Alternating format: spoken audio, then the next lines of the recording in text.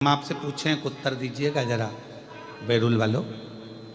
कोई मुख से गूंगा है, नहीं बोल सकता, तो क्या भगवान उसको नहीं मिलेगा? बोलो, जम के बोलो, मिलेगा ना। मुख से भगवान को मतलब ही नहीं। कोई सुनाई नहीं देता, किसी को बहरा है, तो क्या भगवान नहीं मिलेगा? भगवान को तेरे कान से मतलब ही नहीं। कोई चल नहीं सकता तो क्या भगवान नहीं मिलेगा? तेरे पाँव से भगवान को मतलब ही नहीं। भगवान को मतलब किस चीज से? तेरी आंखें नहीं है तो भगवान को तेरे उस आंख से कोई मतलब नहीं। मेरे भोलेनाथ को किस चीज से मतलब है? तो शिव महापुराण की कथा कहती है, तुम्हारे दिल से, बस मन से जो पुकारते हो उससे परमात्मा। हाथी, श्रीमद् भागवत में चरित्र आता है गज और ग्राह का। हाथी कौन से कॉलेज में पढ़ा था जिसको भगवान मिल गया? कोई गुरुकुल गया था हाथी पढ़ने के लिए? गज कोई गुरुकुल में पढ़ने गया था? गज कोई कॉलेज पढ़ने गया था? गज किसी विद्यालय में पढ़ने गया था? हाथी गज किसी गुरुकुल में पढ़ने नहीं गया। ना उसको संस्कृत आती थी, ना हिंदी आती थी, ना कोई भाषा आती थी। वो तो अपने दिल की भाषा से, जब उसके पाँव को मगर ने पकड़ लिया, ग्रह ने पकड़ लिया, तब वो हाथी परिवार वालों से देखा कोई नहीं आया, तब वो हाथी ने परमात्मा को पुकारना प्रारंभ करा और दिल से पुकारा तो वो नारायण दौड़ कर आ गया। भगवान दिल की भाषा जान, मन की भाषा जान।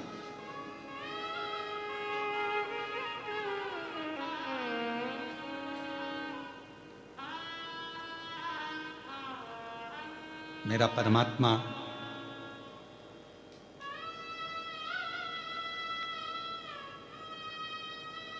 केवल हृदय की भाषा जानते हैं। नेत्र से,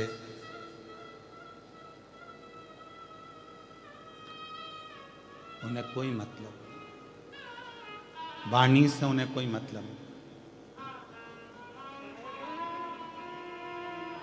तुम्हारी जन्म तारीख क्या है? सब अपनी अपनी जन्म तारीख जानते हो? अरे बोलो तो जम के। तुम्हारी जन्म तारीख से कोई तुमको पहचानता है? बोलो, पहचानता है? नहीं। काय से पहचान होती है इंसान की? मीराबाई कितनी तारीख को जन्मी? कर्माबाई कितनी तारीख को जन्मी? संत ध्रुव जी महाराज कितनी तारीख को जन्मे? प्रहलाद जी महाराज कितनी तारीख को जन्मे? नामदेव जी कितनी तारीख को जन्मे?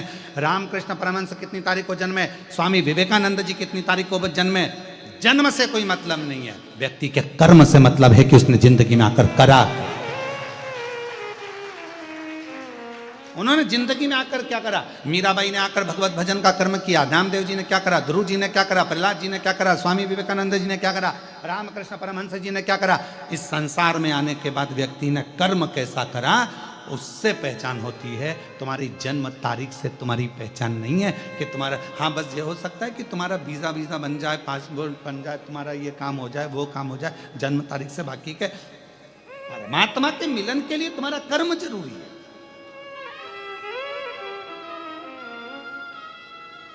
तुम कैसा कर्म कर रहे हो? आप 17 तारीख को जन्मे, 17 तारीख को ना जाने कितने और जन्म लिए होंगे। बोलो बोलो, सही है कि गलत है? 17 तारीख को तुम्हारा जन्म हुआ, 5 तारीख को तुम्हारा जन्म हुआ, 6 तारीख को तुम्हारा जन्म हुआ, 12 तारीख को तुम्हारा जन्म हुआ, 1 तारीख, 2 तारीख, 5, 1 से लेकर 31 के बीच में तुम्हारा किसी तारीख को जन्म हुआ। उस तारीख को ना जाने कितने हॉस्पिटल में कितने बच्चे जन्म लिए होंगे तुम्हारे समय पर। तुम 2 बजे जन्मे तो 2 बजे ना जाने कितने लाख बच्चे एक साथ जन्म लिए होंगे। क्या सबका भाग्य एक जैसा हो सकता है? तुम्हारी जन्म तारीख से या तुम्हारे जन्म समय से कोई फर्क नहीं पड़ता। फर्क पड़ता है तुम्हारे अच्छे कर्म से। तुमने पृथ्वी पर आकर जो अच्छा कर्म करा है, लोग तुम्हारे कर्म से तुम्हें पहचानेंगे, तुम्हारी जन्म तारीख से कोई नहीं पहचाने। जन्म तारीख से तो केवल जो पत्नी पति को पहचान जाएगी, पति पत्नी को पहचान जाएगा, भाई बहन को पहचानेगा, बेटा माँ बाप को, माँ बाप बेटे को, बच्चों को, ये सब जन्म तारीख से पहचान जाएंगे। पर कर्म से तो दुनिया ही जान सकती है। कर्म से। इसलिए शिव महापुराण की कथा कहती है कि कर्म ऐसा कर कर जाना कि यहां से जाने के बाद लोग तुमको याद करेंगे, लोग तुम्हें याद। और मत बुरे कर्म कर बंदे वरना पछताएगा। भगवान की आँखों से तू बच नहीं पाएगा, तू बच नहीं पाएगा। अरे ओ ज्ञानी मत करना नारी, अरे ओ अज्ञानी मत करना नारी। तेरे कर्म का फल भी तू ही पाएगा, जैसा किया तूने तेरे आगे आएगा।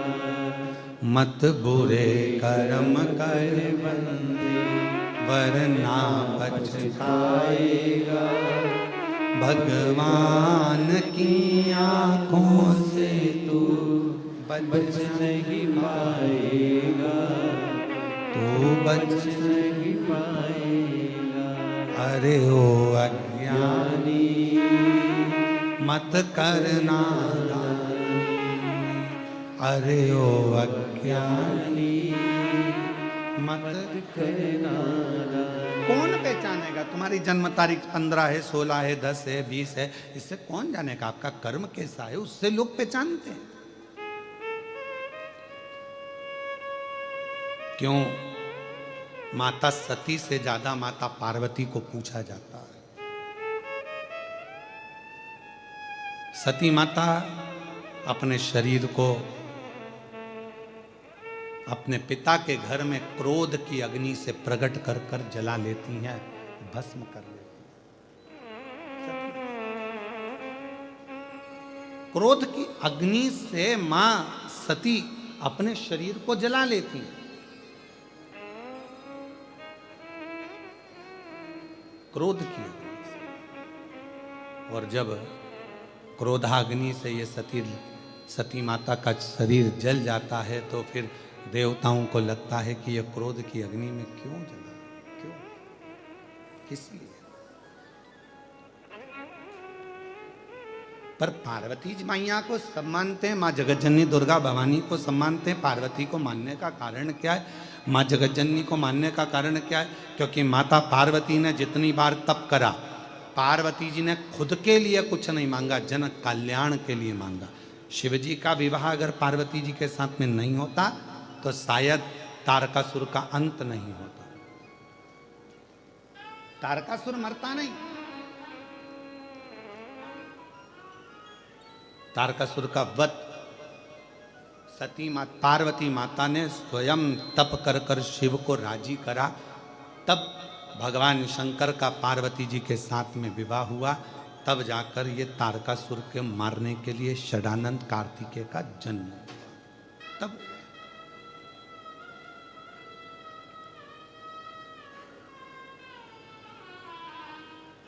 आप सबको मालूम होगा, एक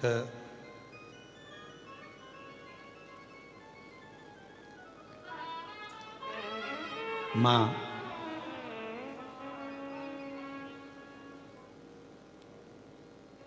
दुर्गा भवानी का एक नाम मां पार्वती का रक्त दंती का है। क्या नाम है? जम के बोलो। रक्त दंती का। दुर्गा सप्तशती के 11वें अध्याय में वैवस्व मनवंतर में 28वें युग में शुंभ और निशुंभ के चरित्र का वर्णन आता है। और शुंभ निशुंभ को मारने के बाद मां दुर्गा भवानी एक वेप्रचिति नाम का एक असुर हुआ।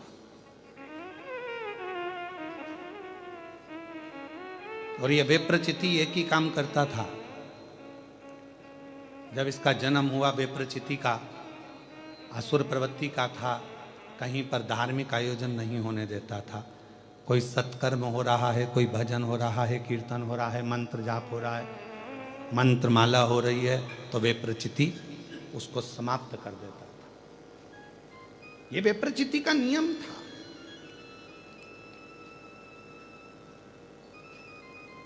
पितरों के पास में अगर कोई भाग जा रहा हो, पितृलोक में अगर कोई भाग जा रहा है तो पितृलोक के भाग को भी विप्रचिति खुद खा लेता, खुद धारण कर लेता।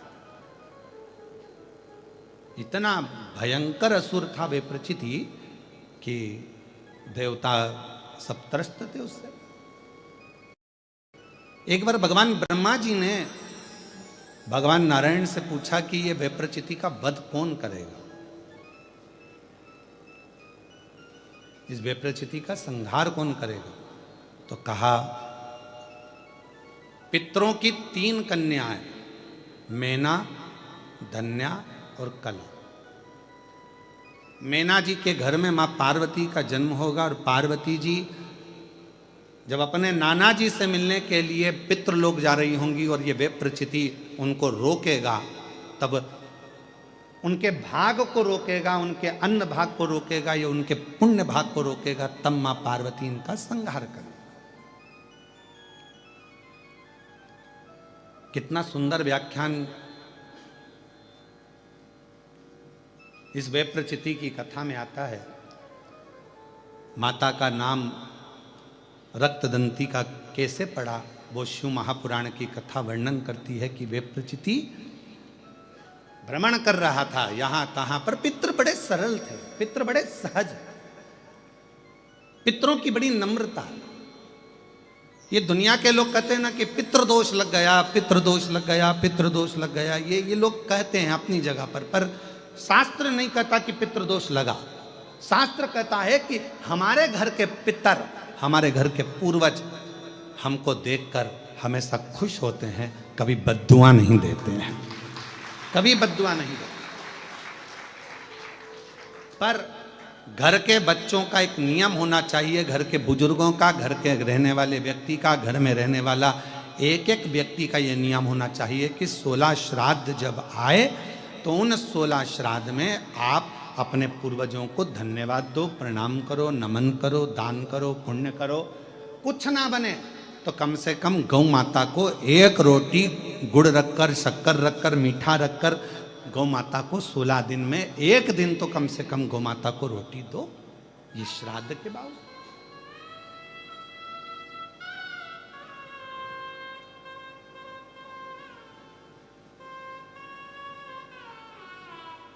कितना बड़ा हमारा परिवार है, कितना बड़ा।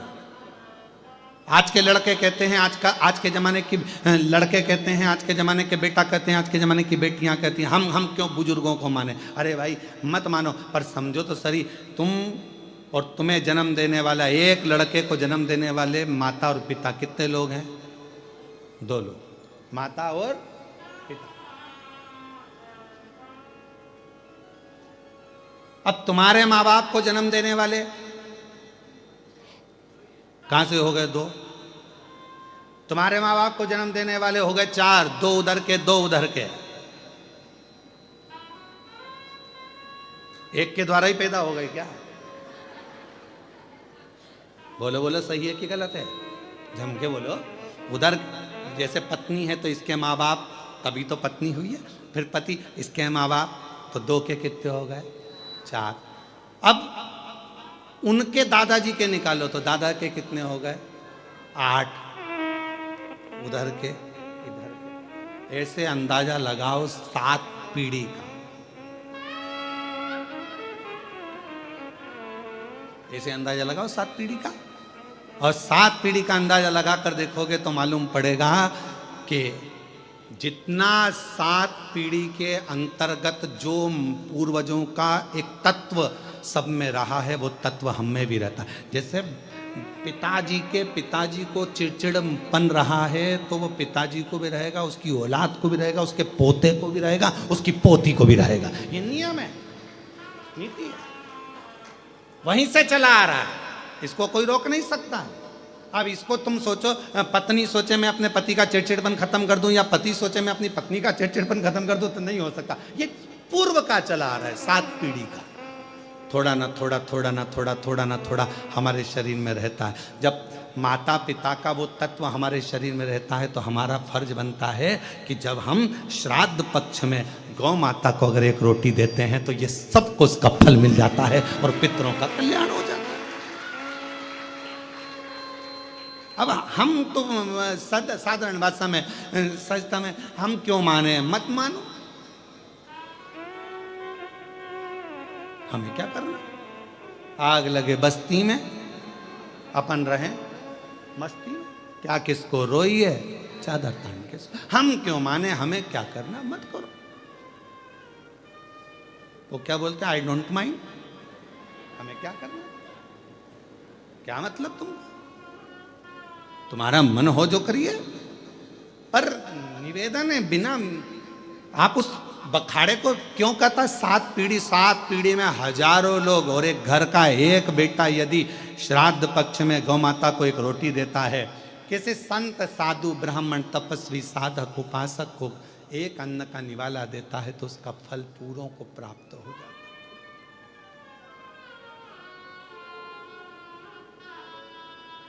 पूरों।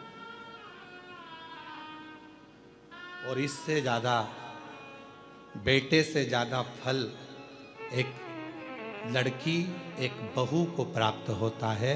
जब एक लड़की अपनी बहू बनकर आती है, जाती है, तो वो अपने मायके को भी और अपने ससुराल को भी पार करती चली जाती, दोनों की साथ सकती। ये क्यों शिव महापुराण में मेरी माताएं, मेरी जीजियां इतनी कथा में बैठती हैं, हमसे लोग कहते हैं तुम्हारी कथा में सबसे ज्यादा महिलाएं आती हैं, तो भाई के प्रति उनका प्रेम है, मेरी बहन है, उनकी प्रियता है। तो कहा आपकी कथा में सबसे ज्यादा महिलाएं जाती हैं, सबसे ज्यादा महिलाएं, तो उनका प्रेम है, मेरी जीजियां हैं, मेरी बहन है, प्रेम है उनका, और उनका आना जरूरी है। क्योंकि एक नारी जब कथा श्रवण करती है तो वो ससुराल की भी 7 पीढ़ी को तार देती है और मायके की भी 7 पीढ़ी को तार देती है। ये इसने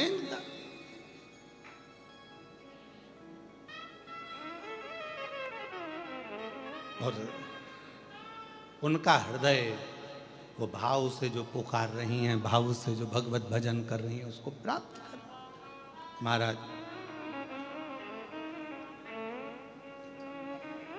सती मैया से ज्यादा मां पार्वती, और पार्वती मैया का एक स्वरूप रक्त दंती का मेरी माता का एक नाम हुआ। दुर्गा भवानी का, जगत जननी जगदम्बा अंबा भवानी का एक नाम था रक्त दंती का, रक्त दंती। और वो रक्त दंती का जो नाम पढ़ा, बेप्रचिति एक ऐसा असुर, वो बेप्रचिति ना पूर्वजों का भाग जाने दे, ना भजन होने दे, ना संकीर्तन होने दे, ना स्मरण होने दे, ना मंत्र जाप, ना माला जाप, ना नाम कीर्तन, कुछ नहीं। और ऐसे विप्रचिति जैसे असुर दुनिया में बहुत सारे घूम रहे महाराज, बहुत सारे, जो भगवत भजन नहीं करने देते, भगवत नाम नहीं जपने देते, नाम नहीं लेने देते, राम नाम, कृष्ण नाम, शिव नाम नहीं जपने देते, कहीं ना कहीं हमारे मार्गों को भटका देते हैं और हमें भगवान से दूर कर देते।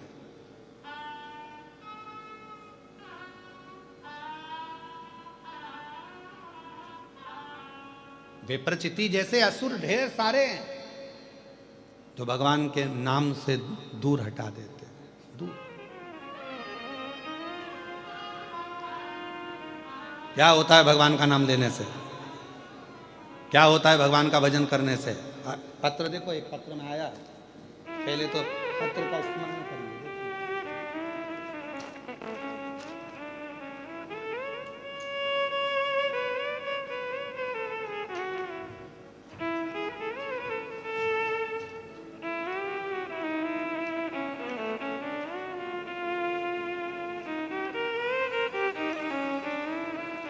पूजा सुनील माहौर सिल्लोड शहर की रहने वाली हूँ, कहीं बैठी हों तो हाथ हिला सकती हैं।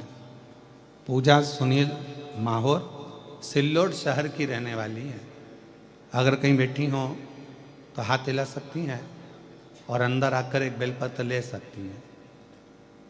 मेरे पति शराब के लत में इतने डूबे रहते थे कि हम सब परेशान रहते थे। अब देखिए कथा सुनने का फल क्या होता है। ऐसा दुनिया का कोई काम नहीं है जो हमने शराब छुड़ाने के लिए नहीं करा हो, सब कुछ करा, फिर भी शराब नहीं छूटी। सन 2023, अभी क्या चल रहा है? 25, 23, 24, 25। सन 2023 में पहली बार किसी के कहने पर आपकी शिव महापुराण की कथा टीवी पर सुनी, और टीवी पर कथा सुनते मेरे पति और मैं दोनों ने कथा सुनी, और एकदम मेरे पति को ना जाने क्या हुआ, उन्होंने हाथ में जल लिया, शंकर भगवान को चढ़ाकर वो जल मुख में पिया, और पीते से ही बोले कि ये सियोर वाला महाराज की कथा श्रवण कर रहा हूँ, आज इस मदिरा को छोड़ रहा हूँ। उस दिन से आज तक मेरे पति ने मदिरा को हाथ नहीं लगाया। शराब को नहीं छुआ। आ जाओ बेटा। आज तक मेरे पति ने 2023 से शराब को हाथ नहीं लगाया। 3 साल हो गए।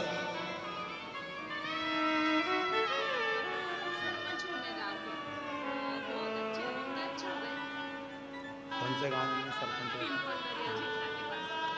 गांव में सरपंच हैं दीदी, एक बार जोरदार ताली बजाओ उनके लिए। अभी गांव में सरपंच पद पर नियुक्त है सरपंच, और शिव पर भरोसा कितना कितना।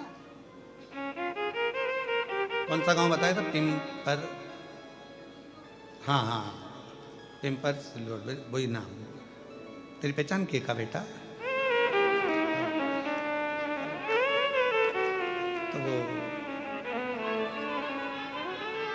एक लाइन अच्छी लिखी है, अब आप और हम गुनगुना लेते कि लुटा दिया भंडार काशी वाले ने, कर दिया माला माल काशी वाले, लुटा दिया भंडार काशी वाले ने, कर दिया माला माल काशी वाले, जो जैसी भावना लाया वो वैसा ही फल पाया। एक पत्र और है, अच्छा है, देखिए। नहीं खा मैं सोमवती कैलाश हिंग मिरे लासुर स्टेशन गंगापुर जिला छत्रपति संभाजी नगर की रहवासी हूँ। कहीं बैठी हों तो हाथ हिला सकती हैं। आप ही हैं? आ जाइए, एक बेलपत्र ले जाना, आ जाओ। हेमवती कैलाश हिंग मेरे लासुर स्टेशन गंगापुर छत्रपति संभाजी नगर।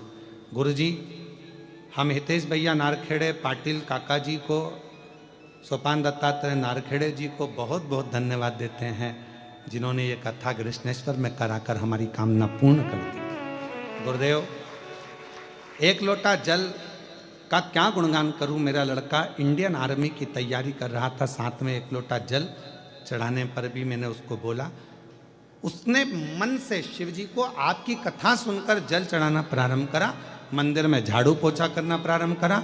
आप कहते हो अपनी मेहनत को 4 गुना बढ़ाओ।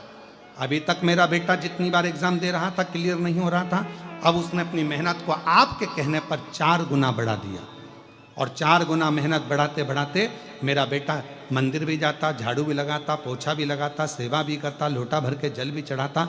और बाबा का ऐसा क्रम हुआ कि हमने पशुपति व्रत किया, और बाबा की कृपा से आज मेरे बेटे का इंडियन आर्मी में सिलेक्शन हो गया। जम्मू कश्मीर में मेरा बेटा जॉब कर रहा है, जिसका फोटो लगाया जा रहा है। आ जाइए, जिसका फोटो लगाया गया। मेरा बेटा जम्मू कश्मीर में जॉब कर रहा है, ये उसका फोटो है जो लगाया गया। दिखा दिया, आस्था चैनल पर दिखाया। एक लोटे जल का मैं क्या वर्णन करूं। नीचे लाइन लिखी है, तेरी कृपा का भरोसा कब किस पर हो जाए, जरा सी हम पर कर दो, जरा सी हम पर कर दो।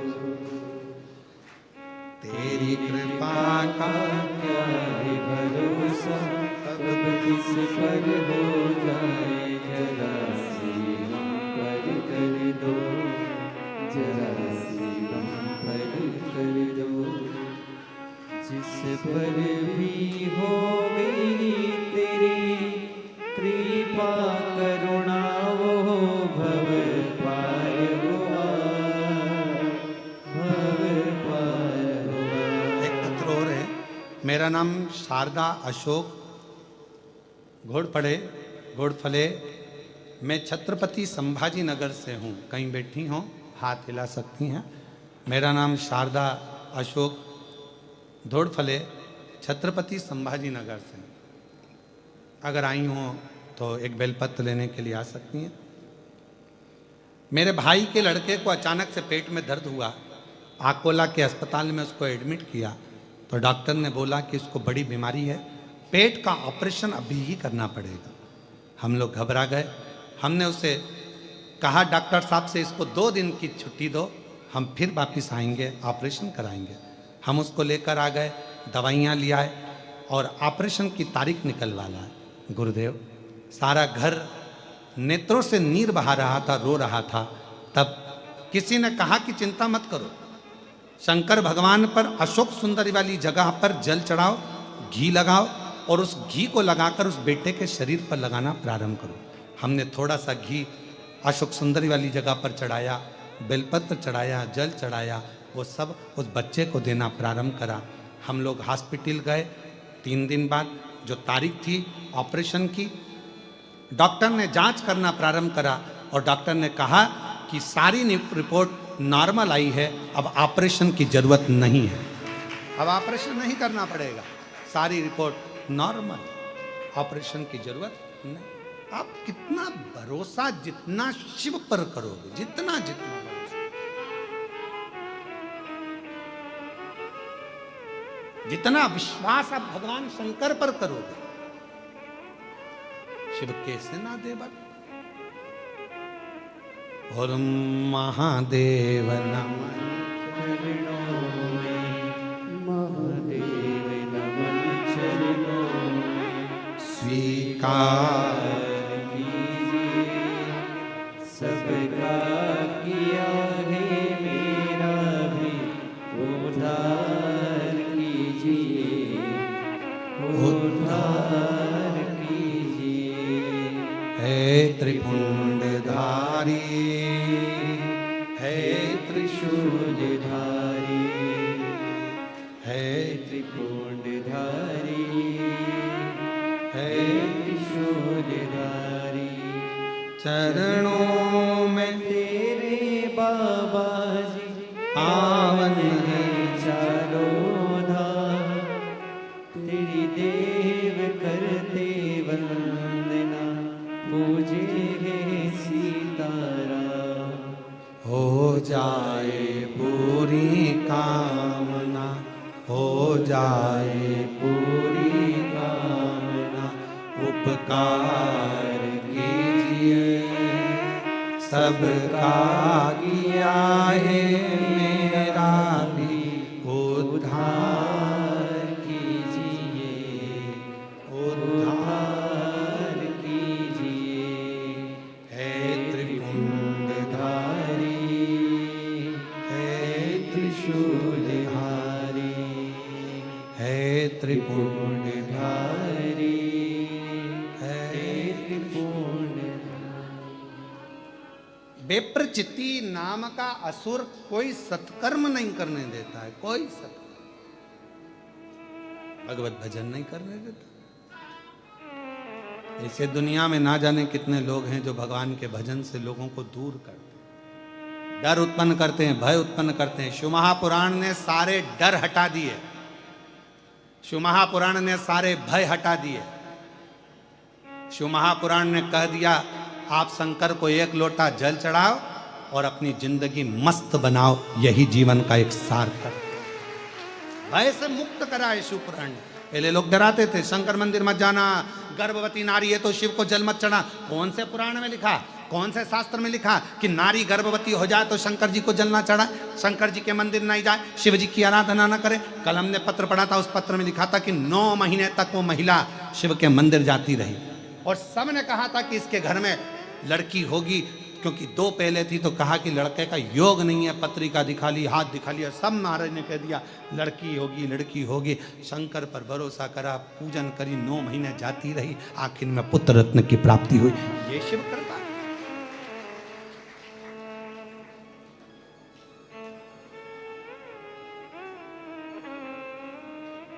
शिव महापुराण ने भय से मुक्त करा, भय से मुक्त।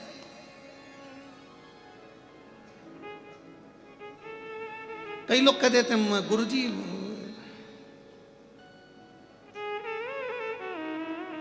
हो सकता है बुरा लग जाए हमारी बात का, परंतु सत्य है तो सत्य है। कई लोग कह देते हैं उनको देवी जी आ रही है, उनको वो देवता आ गया, तुम्हारे पास फुर्सत नहीं कथा में आने की, तो देवता फिर ही बैठे तेरे अंदर आने के।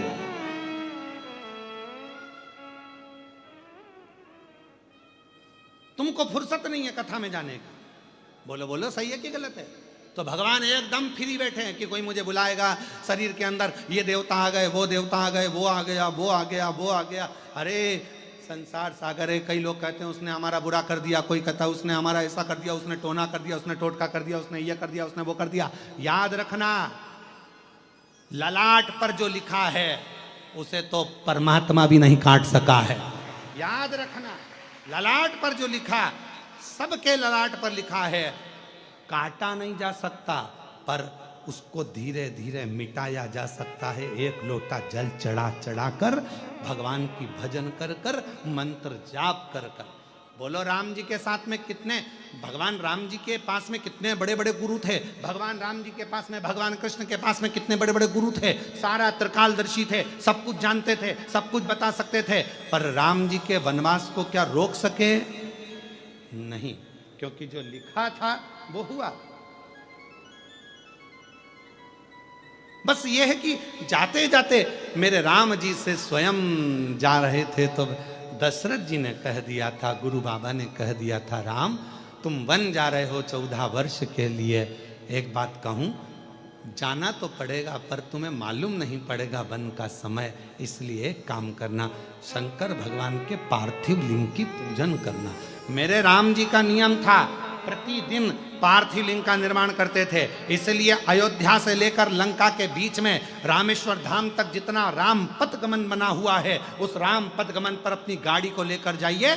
जब भारत सरकार ने राम पथगमन बनाया है, पूरे राम पथगमन पर जाकर देखिए, जितने राम जी के मंदिर राम पथगमन पर नहीं मिलेंगे, उतने शंकर जी के मंदिर मिलेंगे, क्योंकि शंकर के पार्थिव लिंग का पूजन किया है भगवान राम ने, पार्थिव लिंग का पूजन किया।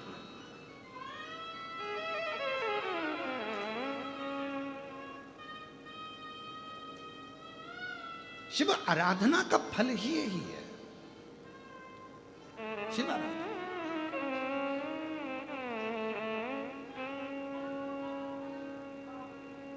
भगवान शंकर की आराधना का सुख आनंद ही है।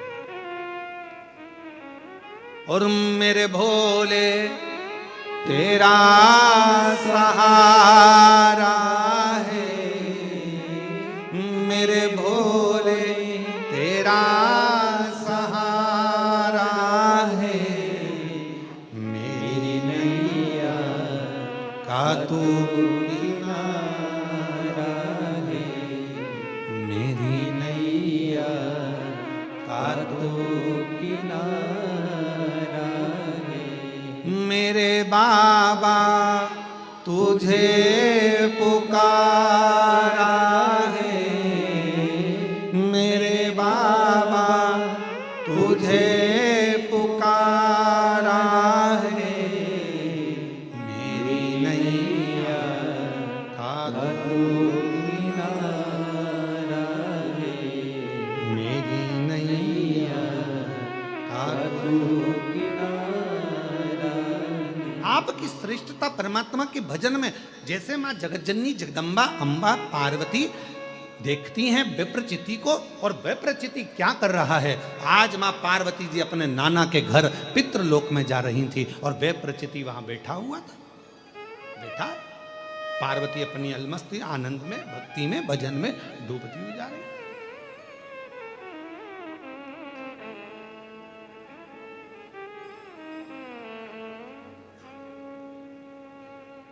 पार्वती जी अपने आनंद में जा रही थी,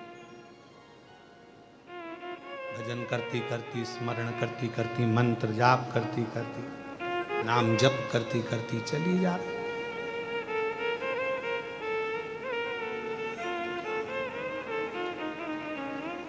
समझाना बड़ा मुश्किल है, आखिर वो दर्द दिल है। समझाना बड़ा मुश्किल है, आखिर वो दर्द दिल है। सच्चा दरबार लगा है, ये भोले की महफिल है। सच्चा दरबार लगा है, ये भोले की महफिल है। नैनों को काशी वाले का हो,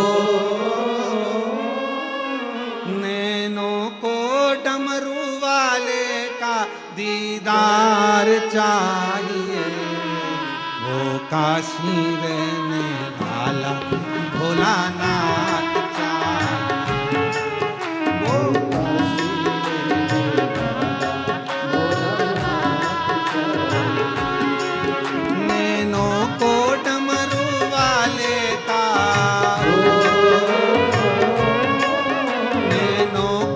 काशी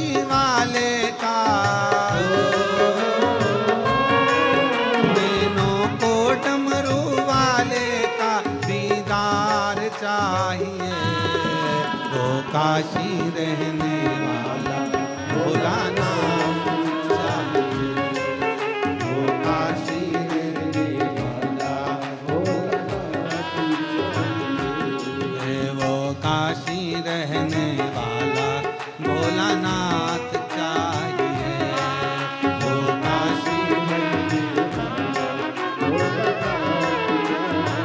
दोनों हाथों से बड़े प्रेम से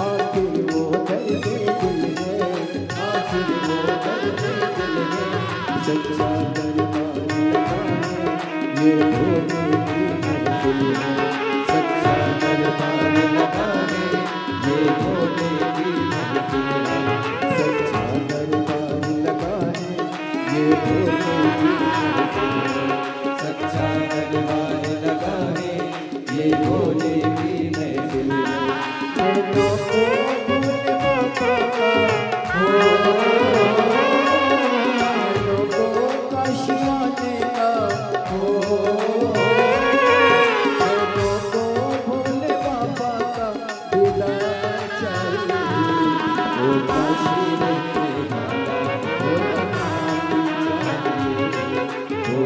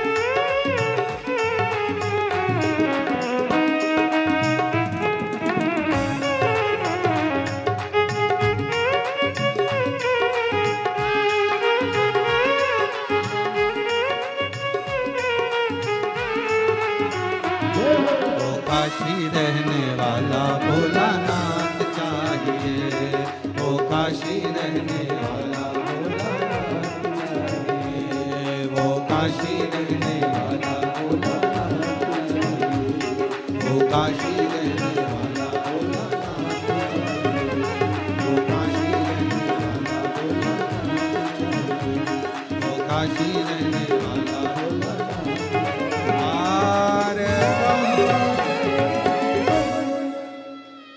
अपने स्थान पर बैठकर भगवान देवाधिदेव महादेव जी से अपने मन का भाव कहिए, दिल से प्रार्थना करिए, विनय करिए, निवेदन करिए, विनती करिए। बाबा को अपने मन का भाव कहिए। आज कथा का छठा दिवस है। दिल से बाबा को प्रार्थना करिए, विनय करिए, निवेदन करिए और विनती करिए। शंभु शंभु शंभु शंभु शंभु शंभु शंभु शंभु। अपने स्थान पर बैठकर बाबा को अपने दिल से प्रार्थना करेंगे, विनय करेंगे, निवेदन करेंगे। जहाँ जगह मिले, जहाँ जगह मिले, जहाँ जगह मिले वहाँ बैठकर बाबा को अपने मन का भाव बड़े प्रेम से प्रार्थना करिए, विनती करिए, निवेदन करिए।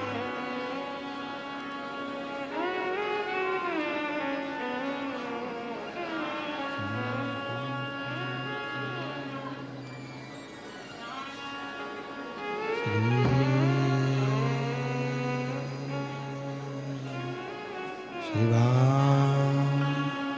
नमस्तु श्री शिवाय नमस्तु श्री शिवाय नमस्तु श्री शिवाय नमस्तु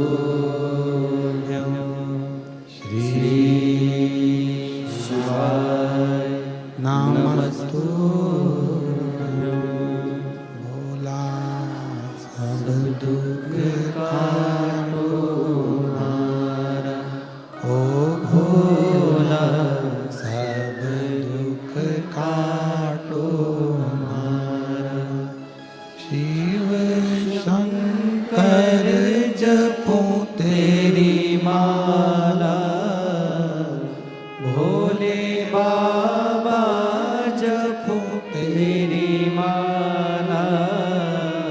भोला सब दुख काटो हमारा, ओ भोला सब दुख काटो हमारा। वेश मंगल मंगलकारी, वेश है मंगल मंगलकारी। शमशान वासी हमारा, शमशान वासी हमारा। ओ भोला सब दुख काटो हमारा, ओ भोला सब दुख काटो हमारा।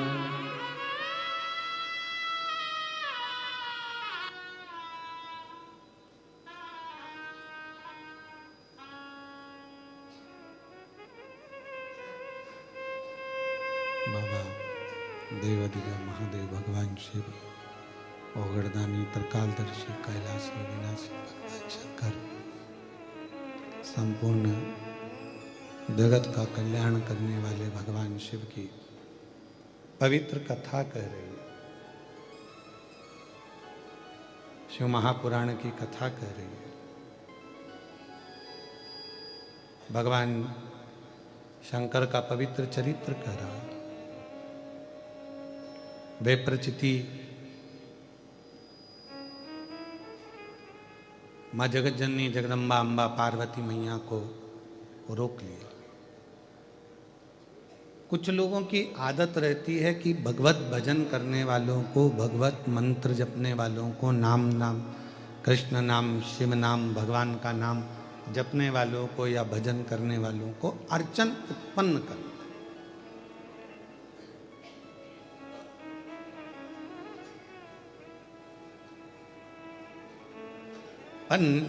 कथा कहती है, शिव महापुराण की कथा कहती है कि आप बन सके तो किसी के अच्छे कार्य में हाथ लगाओ और उस कार्य को आगे बढ़ाओ।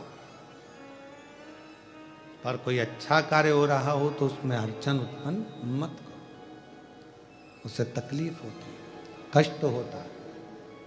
भोगना किसी दूसरे को नहीं है, अपने आप को भोगना।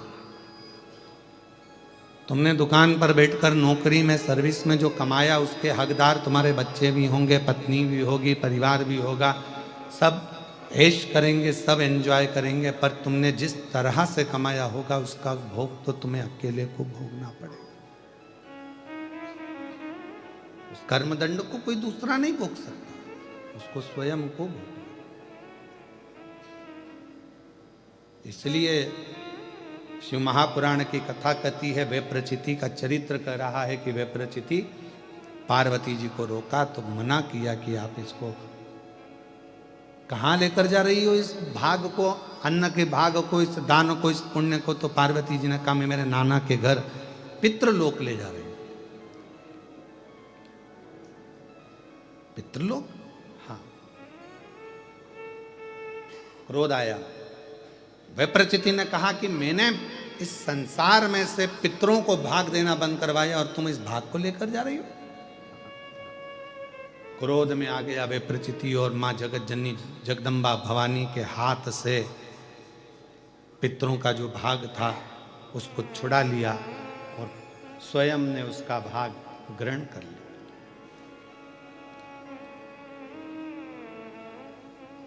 आपको पहले भी कहा कथा में कि दूसरे का धन, पराया धन और पराई नारी व्यक्ति को बर्बाद कर देता है। अगर व्यर्थ किसी के यहाँ का धन हमारे यहाँ आ गया या आपका स्नेह किसी पर नारी से लग गया तो आपकी जिंदगी को बर्बाद कर देगा, वो आपको श्रेष्ठता नहीं देगा। कुछ अच्छा कर्म करो, कुछ अपनी जिंदगी में श्रेष्ठ कर्म करने का प्रयास करो। आप लोग यहाँ आए हैं, अगर कथा सुनने के लिए पहुंचे हैं, वैसे तो कथा ऑनलाइन है, यहाँ पर कथा सुनने के लिए हमने खुद ही वर्णन किया कि आप सब अपने घर से श्रवण करें। फिर भी यदि आप आज कथा के छठे दिन यहाँ पहुँचे हैं कथा सुनने के लिए, तो बाबा देवाधिदेव महादेव से ये प्रार्थना करना, बाबा सर्व जगत का कल्याण करना, सबके दुख दूर करना, सबके कष्ट दूर करना, सबकी तकलीफें दूर करना। और मेरे भोले बाबा किसी स्त्री की गोद खाली मत रखना और किसी पुरुष की जेब कभी खाली मत रखना। इतनी कृपा कर, इतनी दया कर।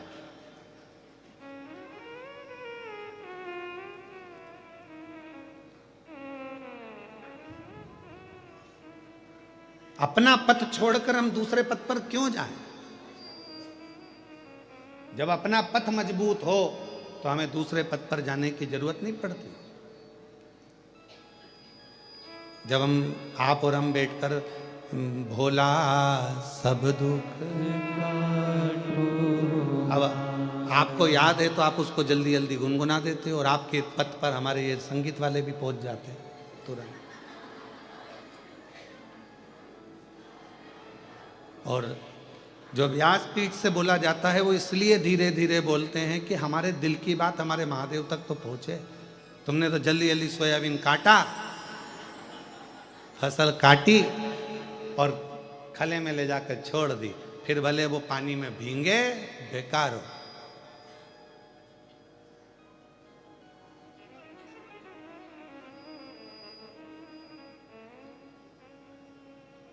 सोयाबीन काटने थोड़ी ना आया था, अपने हृदय को साध कर परमात्मा के पथ पर बढ़ाते हुए चलो। हे भोला सब दुख काटो मारा, ओ भोला सब दुख काटो। हमारे जीवन के जितने, एक दुख तो है नहीं, किसी की जिंदगी में एक दुख हो, थोड़े समय का वो दुख रहता है, फिर दूसरा आ जाता है, फिर तीसरा आ जाता है। जैसे आप का नेटवर्क अगर नहीं मिलता तो मोबाइल किस काम आता है? गेम खेलने। बोलो सही है कि गलत है? अगर नेटवर्क नहीं मिल रहा मोबाइल का तो फ्री टाइम में व्यक्ति क्या करता है मोबाइल पे? बोलो बोलो बोलो, गेम खेलता। हमने देखा है फ्लाइट में कई लोग बैठे रहते हैं, जब नेटवर्क ही नहीं रहता तो क्या करते हैं, मोबाइल निकाला और पूरे सफर में वो गेम खेलते रहते हैं। क्यों? तो पूछा साहब नेटवर्क ही नहीं है। नेटवर्क नहीं मिलता तो मोबाइल पर लोग गेम खेलते हैं। उसी तरह जिसका दिल शिव से नहीं मिलता तो पाप भी तुम्हारे ऊपर गेम खेलना प्रारंभ कर दे। हमारे बेकार कर्म, हमारे पाप कर्म हमारे ऊपर गेम खेलते हैं। थोड़ी थोड़ी देर में, हर थोड़े दिन में थोड़ा ना थोड़ा दुख, थोड़ी ना थोड़ी तकलीफ, थोड़ा ना थोड़ा कष्ट आता रहता है। नई नई डिजाइन के दुख आते हैं, नई नई डिजाइन। इसलिए यहाँ ये नहीं कहा गया कि बाबा मेरा ये दुख काटो, बाबा सब दुख काटो। मेरी जिंदगी के जितने दुख हैं, जितनी तकलीफ है, सब जो पीछे निकल रहे हैं, आने वाले हैं, जो जगत के जितने कष्ट हैं मेरे जीवन के, वो सब काट दे मेरे शंकर, मेरे कृष्णेश्वर नाथ, मेरे शंभू, मेरे भोलेनाथ, मेरे त्रिकालदर्शी, मेरे कैलाशी, वो सब। नेटवर्क नहीं मिल रहा तो मोबाइल पे लोग गेम खेलते हैं। उसी तरह अगर तुम्हारा दिल का नेटवर्क परमात्मा से नहीं मिल रहा तो वो तुम्हारे पाप भी तुम्हारे ऊपर गेम खेलते हैं, आते रहते हैं कुछ गलत गलत गलत गलत गलत। तुम सोचते भी हो मैंने तो ऐसा करा ही नहीं और मेरे माथे आ गए सब की सब। पाप गेम खेल रहा है, तुम फ्री हो ना, तुमने दिल नहीं लगाया शिव जी से। नेटवर्क में आओ, पक्का नेटवर्क में लाओ भगवान शंकर से।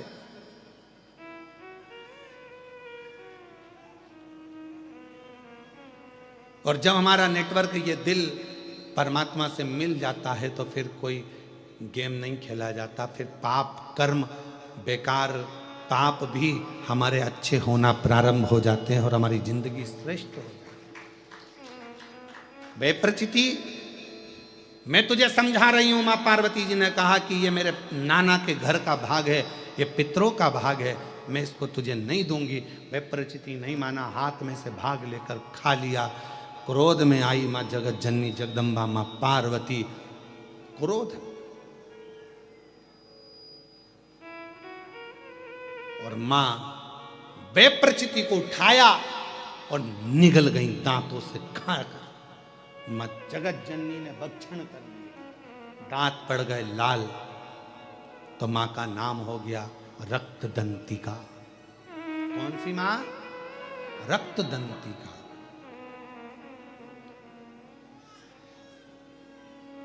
दुर्गा सप्तशती के 11वें अध्याय का ये वर्णन अपनी जिंदगी में याद रखना, उतार कर रखना कि जब व्यक्ति के जीवन में अगर उसे ऐसा लगता है, भय, उसे लग रहा है कि मेरे पितर मुझे परेशान कर रहे हैं, उसे लग रहा है कि मुझे ये कष्ट हो रहा है, मुझे लग रहा है कि ये तकलीफ आ रही है, तो माँ जगत जननी का रक्तदंती का नाम भी हमारे भय को दूर करता, हमारे कष्टों को दूर करता। बोल रक्तदंती का माता की। ये भय से दूर करने वाला नाम, भय से मुक्त करने वाला नाम।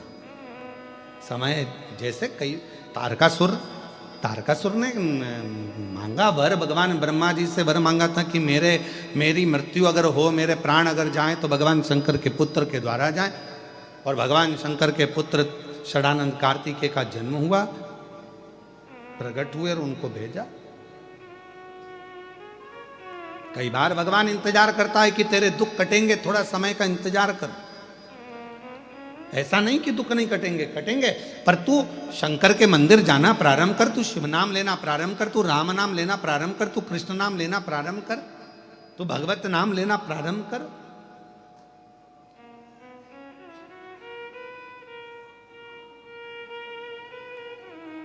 ले ना।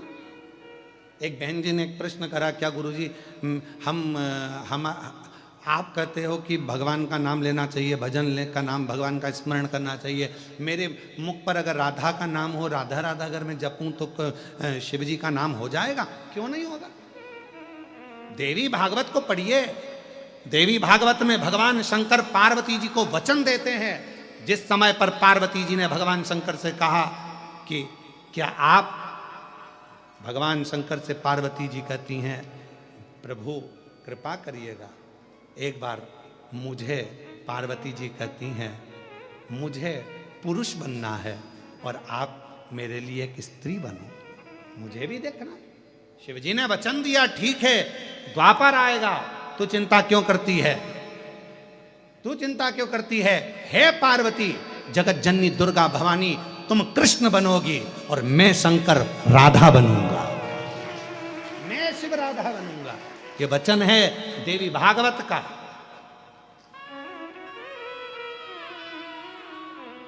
क्यों चिंता करते? लोग कहें राम नाम बोलें, कृष्ण नाम बोलें, शिव नाम बोलें, राधा नाम बोलें, ये नाम बोलें, वो नाम बोलें, भटकते वो हैं जिनको भटकाया जाता है। कई लोग कहते हैं तुम्हें राधा नाम बोलना पड़ेगा, कोई कहे तुम्हें राम नाम बोलना पड़ेगा, कोई कहे तुम्हें शिव नाम बोलना पड़ेगा, कोई कहे तुम्हें कृष्ण नाम बोलना पड़ेगा। शिव महापुराण कभी ये बंधन नहीं रखती। शिव महापुराण तो ये कहती है तुम्हारे दिल में जो बस जाए, तुम जिसको पुकार लो और तुम्हारे दुखड़े हरने के लिए जो आकर खड़ा हो जाए, तुम उसका स्मरण करना प्रारंभ, तुम्हारे दुख हरने के लिए। पर तुम्हारी विपदा की घड़ी में फिर तुम भटकना मती, तुम्हारी विपदा की घड़ी में फिर नहीं भटकना। फिर विपदा की घड़ी में जो तुमने स्मरण किया है, जिसको हृदय में रखा, तुम उसको पुकारो और वही आएगा, तुम्हारे दुखड़े मिटा कर जाएगा, भटकना नहीं।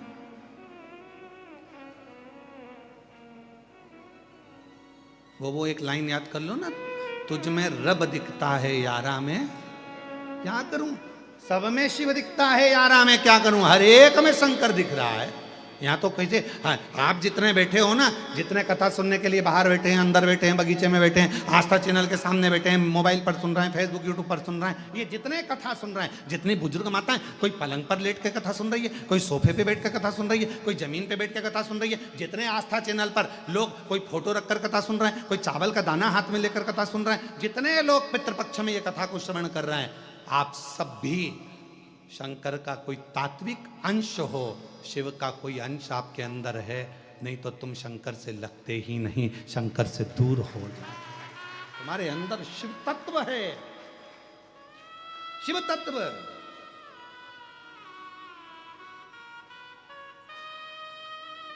चुंबक देखिए तुम लोगों ने, अरे बोलो तो, चुंबक डोरी में बांध कर लोग उसको इधर उधर घुमाते हैं, उसमें पत्थर चिपकता है क्या?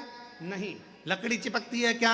नहीं। एल्युमिनियम चिपकता है? नहीं। पीतल चिपकता है? नहीं। सोना चिपकता है? नहीं। चांदी चिपकती है? नहीं। प्लास्टिक चिपकता है? नहीं। चुंबक में केवल लोहा ही चिपकेगा। उसी तरह शंकर से वही चिपकेगा जो शंकर का है,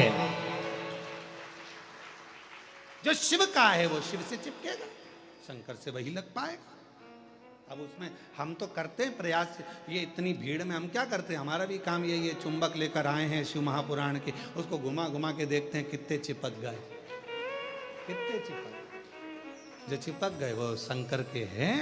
और चुंबक में इतना बल होता है कि जो लोहा बहुत दिन तक चिपके रहता है, उसको अलग कर दो तो वो लोहा भी दूसरे को चिपकाना चालू कर देता है, भले वो चुंबक का नहीं है, फिर भी लोहा चिपकाता। बोलो सही है कि गलत है? वो लोहे में इतना बल आ जाता है, इसको हम चिपका के रखेंगे तो लोहे में इतना बल आ जाएगा कि वो लोहे को अलग करा जाए और उस लोहे को किसी दूसरे से चिपकाओ तो वो भी चिपक जाता है। और तुम वही चुंबक के लोहे हो, तुम वही चुंबक के लोहे हो। तुमने भी एक को नहीं, तुम जब से चिपके हो तुमने पूरे पूरे गांव को चिपका दिया, पूरे गांव, पूरे नगर को, पूरे शहर को तुमने इस चुंबक से चिपका दिया, शिव नाम से, राम नाम, कृष्ण। और उसका फल ये देखो, एक छत्रपति संभाजी नगर में एक श्री शिवाय नमस्तुभ्यम ग्रुप है। मैं उस ग्रुप को, अगर कोई एक दो सदस्य आए हों तो एक दो सदस्य यहाँ आ सकते हैं। ये ग्रुप पूरे छत्रपति संभाजी नगर में चाहे बाढ़ आए, चाहे कोई भी कार्य हो, स्वच्छता का कार्य हो, मंदिर का कार्य हो, चाहे कृष्णेश्वर बाबा के मंदिर की सफाई का कार्य हो, ये कृष्णेश्वर चाहे पूरे छत्रपति संभाजी नगर में कहीं गौशालाओं की सफाई हो, अन्य सफाई हो, ये पूरा ग्रुप श्री शिवाय नमस्तुभ्यम ग्रुप जिनने कब से बनाया है इस ग्रुप को, और पूरे ग्रुप लगातार कई वर्षों से ये सेवा करता आया है। एक बार जोरदार ताली बजाओ इस ग्रुप के लिए। ये शिव के नाम का ग्रुप है। भगवान शंकर का श्री शिवाय नमस्तुभ्यम ग्रुप एक ऐसा ग्रुप है, और ऐसा ही एक ग्रुप देवीदास जी ने मालेगांव में बना कर रखा है, पाटिल जी ने, जिसमें शिव भक्तों को जोड़कर जहां पर शिव महापुराण की कथा होती है वहां उनके भक्त आते हैं, सेवा करते हैं, भोजन सेवा संभालते हैं, भोजन भंडारा संभालते हैं, अपना कार्य करते हैं। ये ग्रुप जोड़ा, चुंबक ने जोड़ा और उसका फल मिलता, एक पत्र है। अच्छा,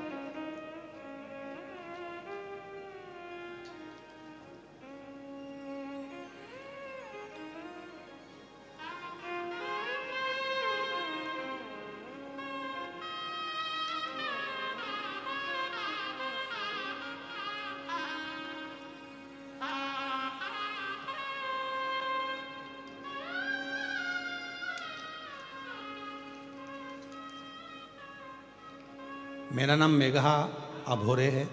मेरी बेटी को ऐसी बीमारी है कि वो बीमारी लाखों में से एक को होती है, जिसे SLE कहते हैं। मेरी बेटी पूरी तरह से हालत, पैर हाथ लकड़ी की जैसे होते हैं, बिल्कुल उसमें कोई मांस नहीं होता, शरीर पूरा लकड़ी जैसा होता है, हाथ पैर सब। डॉक्टर को दिखाया, कोई फर्क नहीं आया। जगह जगह जाकर हम लोग दिखा दिखा कर थक गए, पर दिनों दिन उसकी तबीयत और खराब होती चली गई। मेडिकल में कोई इस बीमारी का हल नहीं है। डॉक्टर ने कहा था कि ये पलंग पर रहेगी, हड्डी केवल उसका लकड़ी जैसा शरीर, हाथ और पैर रहेंगे, बाकी का। कहीं अगर बैठी हो तो आ सकती हैं, आ जाइए। संभाजी नगर से आई है। मेरा नाम मेघा अभोरे है। शरीर पूरा लकड़ी जैसे, हाथ पैर डॉक्टर के हिसाब से ना ये चल सकेगी, ना सही से रह सकेगी। पर गुरुदेव, एक बहन जी के कहने पर आपकी कथा सुनना प्रारंभ करिए, और कथा सुनना प्रारंभ करी। गुरुदेव बाबा ने ऐसी करुणा करी कि मैंने नाथ का व्रत किया, शिवजी पे चढ़ा हुआ जल उसको देना चालू करा, और आज जो लड़की चल नहीं सकती थी, बैठ नहीं सकती थी, हाथ पैर काम नहीं कर सकते थे, आज पूरी तरह से चल भी रही है, बैठ भी रही है और कार्य भी कर रही है। गुरुदेव, ये शिव महापुराण की कथा ना जाने कितनों की जान है। गुरुदेव, कितनी बीमारियों का रस तत्व हल इस शिव पुराण में है। मैं बाबा को यहाँ धन्यवाद देने आई हूँ कि मेरे जैसी बेटी को भी चला दिया, वो शिव ही हो सकता है। और लुटा दिया भंडार का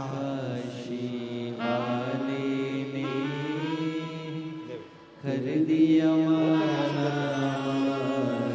काशी वाले ने, लुटा दिया भंडार काशी वाले ने, कर दिया काशी वाले ने, जो जैसी भावना लाया वो आपका ग्रुप वैसा ही फल पाया, नहीं खाली उसे लौटाया, वो मन ही मन हर्षा। एक पत्र और अच्छा है। मैं सो ज्योति सुरेश शिंदे, मैं 4 साल से आपकी कथा सुन रही हूँ। मेरा बेटा निखिल शिंदे, उम्र 21 साल है, उसको 1 साल से वोमिटिंग की बीमारी हो गई। स्वयं हॉस्पिटल में मैं नर्स हूँ, कहीं बैठी हों तो आ सकती हैं अगर कहीं बैठी हूँ। मैं स्वयं हॉस्पिटल में नर्स हूँ। अपने बेटे का ऐसा कोई हॉस्पिटल नहीं जहाँ मैंने इलाज ना करवाया हो, जांचें ना करवाई हो, पर डॉक्टर के हिसाब से इसका बीमारी ठीक नहीं हो रही और पता नहीं चल रहा। सारी जांचें करवाते हैं पर समझ में नहीं आता। उस समय पर नारखेड़े परिवार ने राघव जी की कथा कृष्णेश्वर में कराई। तब मैं उस बेटे को यहाँ लेकर आई और बाबा से मैंने बस बेटे के लिए कहा, बाबा इसको आप संभालो, मेरे बस का नहीं है क्योंकि बेटा ठीक ही नहीं हो रहा। मैं खुद भी नर्स हूं, हर डॉक्टर से इसकी परामर्श ली पर कोई समझ में नहीं आ रहा। क्या गुरुदेव, यहां पर आने के बाद हम उसको लेकर गए, उल्टियों पर उल्टियां, उल्टियों पर उल्टियां उसकी चालू हो गई, फिर भी ठीक नहीं हुआ। तब किसी ने कहा कि एक बार पुनः उस भूमि को नमन किया, भूमि की रज लगाई और भूमि की रज लगा के मेरे बेटे को मैं लेकर गई और कुछ समय और बीता और बाबा की ऐसी कृपा हुई कि हम सीहोर का रुद्राक्ष का जल इसको देने लगे और शिव जी की कृपा से आज मेरा बेटा पूर्ण तरह से ठीक हो गया। मैं बाबा को यहाँ प्रणाम करता हूँ। खाली ना जाता कोई दर से तुम्हारे, खाली न जाता कोई दर से तुम्हारे, मैं भी खड़ी हूँ नंदी बागे पसारे, अपने हृदय से लगा लो, लगा लो, गिरा जा रहा हूँ, उठा लो, उठा लो, भोले अपने दर से अब तो तो न डालो, गिरी जा रही हो, उठा लो, उठा लो। जब हम अपने पूर्ण भरोसे के साथ हम फिर कहेंगे, तुम अगर यहाँ शंकर की कथा सुनने के लिए आज अगर यहाँ पितृपक्ष में इस होटल के यहाँ पहुंचे हो, हमारा विश्वास करता है कि शंकर भगवान तुम्हें कुछ देना चाहते होंगे, इसलिए यहाँ तक बुला लिया। ये तो बुलाता ही नहीं, वो तुम्हें यहाँ आने नहीं देता, ये पक्का। कहीं ना कहीं काम में लगा देता, कार्य में लगा देता, तुम्हारा मन नहीं करता, तुम देख के कह देते कि ऑनलाइन हो रही, मैं नहीं जाऊंगी, कथा हो रही है ऑनलाइन घर पे, पर तुम्हें यहाँ तक बुलाया तो कुछ हो सकता है। हम ये नहीं कहेंगे कि मेरा कृष्णेश्वर बाबा क्या देगा, पर इतना विश्वास के साथ कहता हूँ, एक गाय का गोबर भी अगर नीचे गिरता है तो बाद में उठता है ना, तो धूल लेकर उठता है, मिट्टी लेकर उठता है, और जो शिव महापुराण की कथा में बैठता है वो कुछ ना कुछ लेकर जरूर उठता है। ये शिव वो दिए बिगर नहीं भेज सकता, खाली हाथ नहीं भेजेगा, देगा जरूर। जितने आस्था चैनल पर कथा सुन रहे हो, फेसबुक यूट्यूब पर कथा सुन रहे हो, जितने ऑनलाइन कथा सुन रहे हो पितृपक्ष में, ये कथा तो कल विराम हो जाएगी, सुबह 8 बजे से 11 बजे तक हो जाएगी, दिन में 1 बजे से 4 बजे तक आप टीवी पर देख लोगे। 17 तारीख से फिर 5 दिवसीय शिव महापुराण की कथा ऑनलाइन आपको श्रवण करने को दोपहर में 1 बजे से 4 बजे तक प्राप्त हो जाएगी। फिर नवरात्रे में 5 दिन माँ देवी आद्य शक्ति, माँ जगत जननी दुर्गा भवानी के पावन चरित्रों को 5 दिन तक, माँ अम्बा के चरित्र को 24 तारीख से 28 तारीख तक 5 दिन तक शिव महापुराण माँ शक्ति और शिव की आराधना पर श्रवण करेंगे। फिर 3 तारीख अक्टूबर से जलगांव में प्रारंभ हो जाएगी। फिर 12 तारीख से 16 तारीख तक शिरडी के नजदीक में प्रारंभ हो जाएगी। फिर धनुरा में प्रारंभ हो जाएगी, छत्तीसगढ़ में।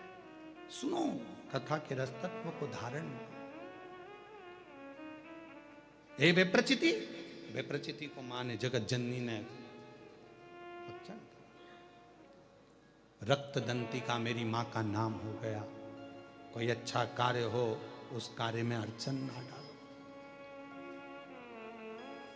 तारकासुर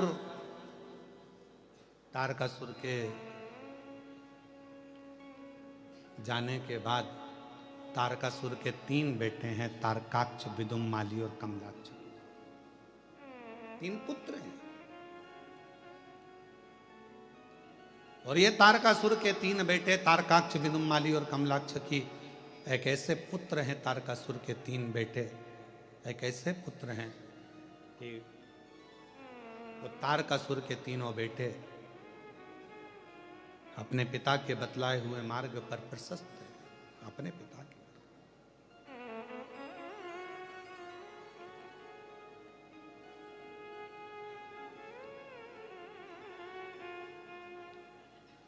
तीन तारकाक्ष, विदुम्माली, कमलाक्ष की 3। और तीनों ने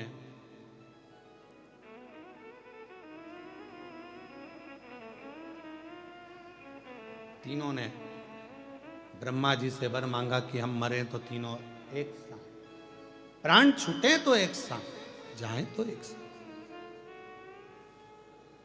हमारे बीच में जिन्होंने छत्रपति संभाजी नगर में दिव्य और ऐतिहासिक बड़ी आनंदित कथा कराई, श्री ऋषिकेश जायसवाल जी हमारे बीच में और उनके परिवार यहाँ आया है, बहुरानी समेत। मैं बहुत बहुत साधुवाद देता हूँ जिन्होंने इस पवित्र कथा का आनंद पूरे छत्रपति संभाजी नगर को दिया। जायसवाल परिवार ने माननीय विधायक महोदय के सानिध्य में वो कथा हुई और दिव्यता और आनंदता के साथ हुई।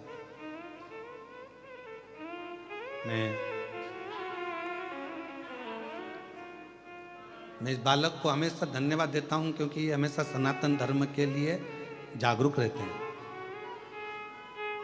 और सनातन की ध्वजा को अग्रण्य बढ़ाते रहते हैं।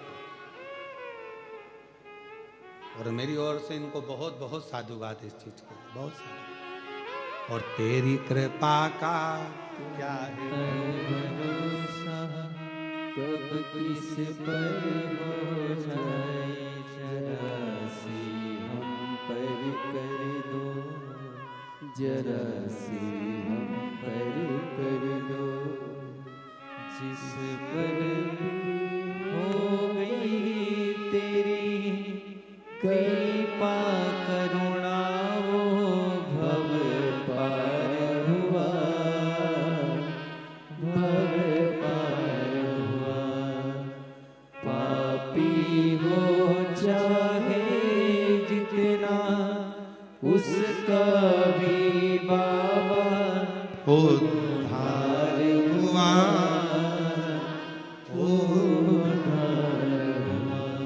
शिव तत्व कह रहा है।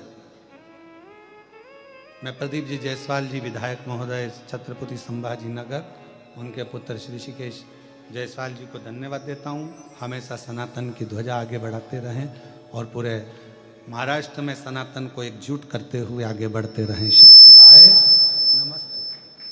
शिव तत्व क्या कह रहा है, भगवान शंकर की कथा क्या कर रही है। तारकासुर के 3 बेटे तारकाक्ष, विदुम्माली, कमलाक्ष की, ये तीनों ब्रह्मा जी से वर प्राप्त कर लिए और वर लिया कि हम तीनों मरे तो एक साथ मरे। और ब्रह्मा जी ने भी वर वैसा की वैसा ही दे दिया।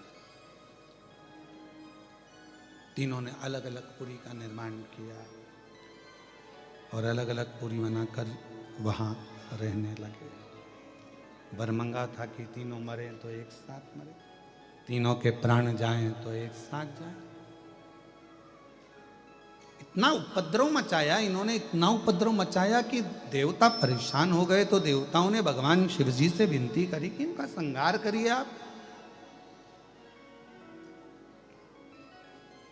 और एक बात अपनी चित्तवृत्ति में उठा कर रखे, उतार के रखिएगा, अपने अंदर एक बात को बिठा कर रखिएगा कि शंकर भगवान का कोई द्रोही नहीं है, शिव जी का कोई दुश्मन नहीं है। जितने भी असुरों को भगवान शंकर ने मारा है, लोग कहते हैं उन्होंने मारा है, और शिव महापुराण की कथा कहती है शंकर जी ने तारा है। मारा नहीं है किसी, शिव जी ने मारा नहीं, तारा।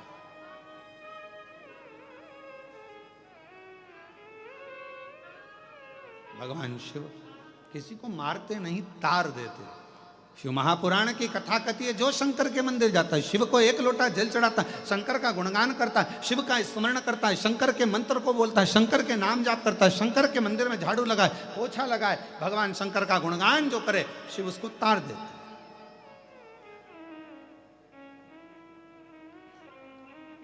बस श्रद्धा विश्वास पूर्ण होना चाहिए। जरूरी नहीं कि आप श्रेष्ठ दिख रहे हो तो श्रेष्ठ होगे। मोर कितना सुंदर दिखता है, पर सांप को खा जाता है। बोलो सही है? मोर कितना सुंदर दिखता है, कोई शंका करेगा मोर को देखकर, कितना सुंदर मोर है, कितना सुंदर मोर है, कितना सुंदर नृत्य, कितना सुंदर मोर है, पर मोर के अंदर के भाव को जानो तो मोर सांप को खा जाता है, सांप का भक्षण कर लेता है। तो कोई जरूरी नहीं है कि कोई व्यक्ति बहुत अच्छा दिखे और भीतर से। इसीलिए शिव महापुराण की कथा कहती है बाहर से मत देखो, बाहर से मत देखो, देखना है तो भीतर से देखो कि उसका दिल क्या कहता है, मन क्या, हृदय क्या। बंगला बनाना बहुत सरल बात है, आज के जमाने में मकान बनाना बहुत सरल है। किसी भी बैंक से लोन ले लो, बना लो। बोलो सही है कि गलत है? आज के जमाने में बंगला बनाना सरल है, आज के जमाने में मकान बनाना सरल है, आज के जमाने में बिल्डिंग बनाना सरल है, आज के जमाने, क्योंकि लोन लीजिए और बना लीजिए, पैसा तो देने के लिए बैंक बैठी हुई है, लो साहब ले, उसको क्या करना, दे वापिस लेते जाएगा, नहीं तो मकान पे कब्जा कर लेगा। तो मकान बनाना सरल है, बंगला बनाना आज के समय में सरल है, बिल्डिंग बनाना सरल है, फ्लैट बनाना सरल है, पर याद रखना उस मकान में, उस घर में, उस फ्लैट में जितने लोग रहते हैं उसके दिल में घर बनाना कठिन है। मकान तो कोई भी बना लेता है, घर कोई भी बना लेता है, बंगला कोई भी बना लेता है, फ्लैट कोई भी बना लेता है, बिल्डिंग कोई भी तान लेता है, पर उसके अंदर जो रह रहा है, पत्नी रह रही है, पति रह रहे हैं, बच्चे रह रहे हैं, दादा रह रहे हैं, दादी रह रही है, सास रह रहे, ससुर रह रहे, जो उस घर के अंदर रह रहा है, उसके दिल में भी तो मकान होना चाहिए, उसके दिल में तुम्हारी जगह तो होना चाहिए। बस मकान बना लिया, मकान फ्लैट बना लिया, गुरुजी हमारे मकान का मुहूर्त है, तुम्हें आना पड़ेगा, गुरुजी हमने बंगला बनाया है, आना, नहीं नहीं, उस घर में जो रह रहा है उसके घर में रहने वालों के दिल में भी जगह होना तुम्हारे लिए जरूरी है। और मेरे शंकर भगवान क्या करते हैं? मेरे शंकर भगवान सबसे पहले एक ही काम करते हैं, दिल में जगह बनाते हैं। ना उनका कोई दुश्मन है, मेरे शंकर भगवान का कोई दुश्मन नहीं। जितने असुर, जितने राक्षस, जितने भी हैं, भगवान शिव का कोई दुश्मन नहीं, उन्हें सबके दिल में जगह बनाई। तुम खुद शास्त्र उठाकर देखिए, रावण सब पर अपना कब्जा करता है, पर रावण कैलाश पर कब्जा नहीं करता है। रावण सबको बंदी बनाता है, पर शंकर भगवान को बंदी नहीं बनाता है। वो तो असुर था, उसको भी भगवान, क्यों? क्योंकि रावण के दिल में शिव बसे हुए थे, शंकर। किसी ने कहा कि रावण को भगवान ने बाण मारे, राम जी ने नाभि में बाणे मारे, नाभि में अमृत था वो सुखा दिया, नाभि में बाण मारे गए, पर रावण के हृदय में बाण नहीं मारे। तो पूछा राम जी से कि रावण की छाती पर बाण क्यों नहीं चलाते, रावण के हृदय पर बाण क्यों नहीं चलाते? तो भगवान राम जी ने कहा इसकी छाती पर, इसके हृदय में मैं बाण नहीं छोड़ सकता, क्योंकि इसके दिल में शिव बसता है, मैं इसको हृदय से नहीं मार सकता। मैं नाभि में मार दूंगा, मैं इसके शरीर को छिन्न भिन्न कर दूंगा, हाथ काट दूंगा, मुंह काट दूंगा, इसके पांव काट दूंगा। राम जी कह रहे हैं इसके शरीर के मैं टुकड़े टुकड़े कर दूंगा, पर इसके दिल को मैं छेदित नहीं कर सकता, क्योंकि इसके दिल में वो रब बसता है, वो शिव बसता है। मैं कैसे छेदित करूं?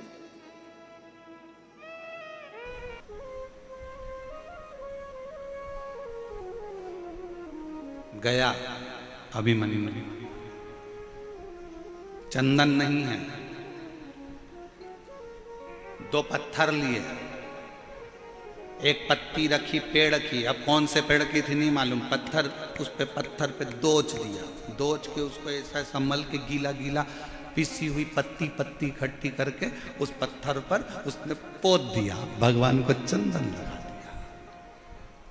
नहीं है अभिमन्यु के पास भोजन, गया दौड़ के, मां ने सूखे कुछ आंवले के टुकड़े सुखाए थे, वही आंवले के टुकड़े की गुठली, आंवले के भी भाग ऊपर के नहीं, गुठली लाया और भगवान के सामने फल के रूप में रख दिया। अभिमन्यु, कोई तुमसे कहे ना कि भगवान को प्रसन्न करने के लिए बहुत सारी सामग्री की जरूरत है, ओ मेरी जयपुर की जीजियों, मेरी बेटियों, मेरे बेटाओं, मेरी माताओं, मेरे भाई, मेरे जीजाओं, मेरे पिता तुल्य भाई, ध्यान रखना, भगवान को तुम्हारे धन और दौलत की नहीं, भगवान को तुम्हारे निर्मल स्वभाव की और तुम्हारे भाव की जरूरत है। वो कौन कहता है भगवान खाते नहीं, कोई शबरी की तरह खिलाते। कौन कहता है भगवान आते नहीं, कोई द्रौपदी की तरह बुलाओगे तो आए।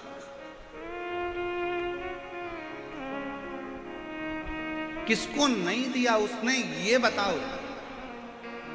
ए मेरी जीजियों, संसार का कोई मानव अगर तुम्हारे पास में आकर कह दे कि भगवान शंकर ने मुझको नहीं दिया या मुझको नहीं दिया या मुझको नहीं दिया, सब झूठ है। जो एक बार शिव महापुराण की कथा को दिल से सुनता है, एक बार कहीं मौका मिल जाए और पंडाल में बैठकर कथा का रस तत्व ग्रहण करता है, ये निश्चित है शंकर उसकी झोली 3 महीने में भरता जरूर है।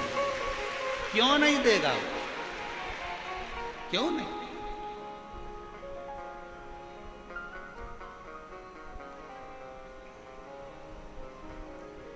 अभिमन्यु ने लाया आंवले के अंदर का जो बीजा दुनिया फेंक देती है, वो लाकर अभिमन्यु ने भोग लगा दिया।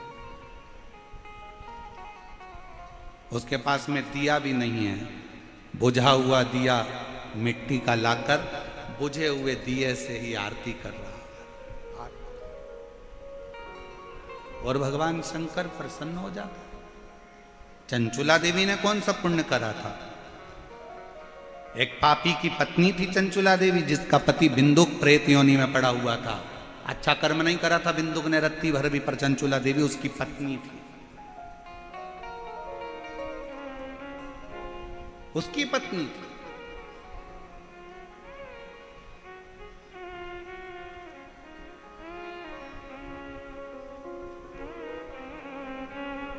अब किसी ने एक बात पूछी थी, इस कथा में तो नहीं पूछी है, पर पूर्व की कथाओं में, जसपुर वाली कथा में किसी ने पूछा था कि चंचुला देवी अच्छी थी, उसका पति प्रेत योनि में पड़ा बेकार था, वो ब्राह्मण होकर भी उसने बेकार कर्म करा था, पर उसका पति जो लाता था वो चंचुला देवी खाती होगी तो वो भी तो पापी कहलाएगी, पाप कर्म में तो लिप्त हो। सावधान इंडिया, सावधानी से सुने जरा। शिव महापुराण की कथा को बड़े विशेषता में श्रवण करना। अगर पत्नी का एक नाम होता है पत्नी और दूसरा नाम होता है धर्म पत्नी। पत्नी वो होती है जो पति को पतन के रास्ते पर ले जाती है, पत्नी वो होती है जो पति को सिनेमा घर ले जाती है, पत्नी वो होती है जो पति को मायके ले जाती है, पत्नी वो होती है जो पति को घूमने ले जाती है, और पत्नी वो होती है जो पति को घुमाने फिराने ले जाती है, और धर्म पत्नी वो होती है जो पति को सत्संग में लेकर जाती है, धर्म पत्नी वो होती है जो पति को भगवान के दरवाजे तक लेकर जाती है। पत्नी और धर्म पत्नी में जमीन और आसमान का अंतर है, बहुत लंबा अंतर।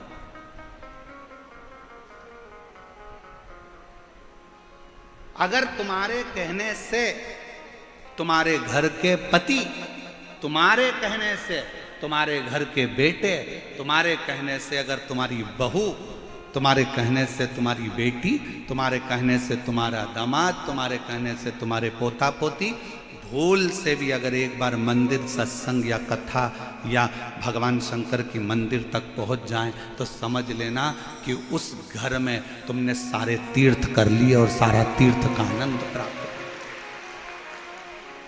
सब कुछ प्राप्त कर। मन चंगा तो कठोते में गंगा। अब मन ही चंगा नहीं है तो कठोते में गंगा। तो हरिद्वार चले जाओ तो तुमको महाचैन नहीं मिलेगा। मन चंगा होता तो हाथ में तुमने जल लिया था, उसी में गंगा नजर आ जाती। और मन ही चंगा नहीं है तो गए थे हरिद्वार नहाने के लिए, और वहाँ पर भी नहाने के लिए गए और मालूम पड़े पहुँचने के बाद में वहाँ पर लोगों ने कपड़े छोड़ दिए, ये छोड़ दिया, वो छोड़ दिया, और तुम वहाँ पर भी चिड़ कर रहे, कहाँ नहाएंगे, यहाँ कहाँ नहाएंगे, यहाँ आ गए, इतनी भीड़ पड़ रही है, ऐसा पड़ रहा है, वहाँ भी सुख नहीं है, तो फिर काहे का गंगा नहाने के लिए गए अपना जीवन का सुख प्राप्त करने।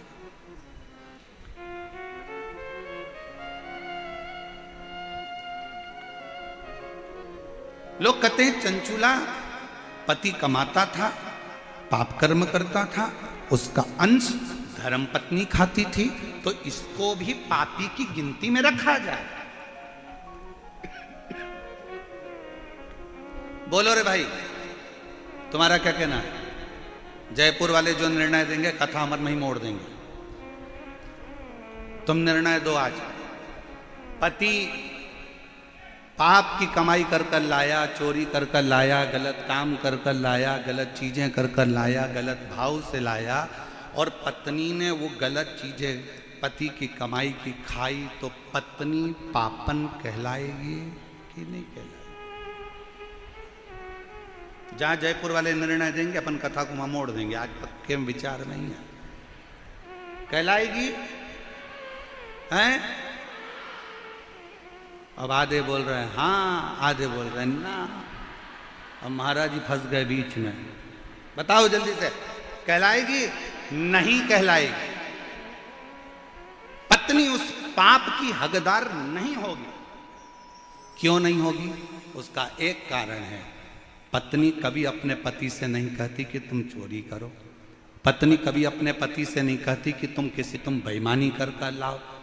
पत्नी कभी, पूरे दुनिया की कोई पत्नी अपने पति से नहीं कहती। हाँ, कोई पर नारी के चक्कर में अगर पति पड़ा है तो वो पर नारी जरूर कहेगी तुम डाका डाल के लाओ चाहे चोरी करके लाओ, पर मुझे लाकर सोने के हार दो, मुझे लाकर मोबाइल दो, मुझे लाकर कुछ भी दो।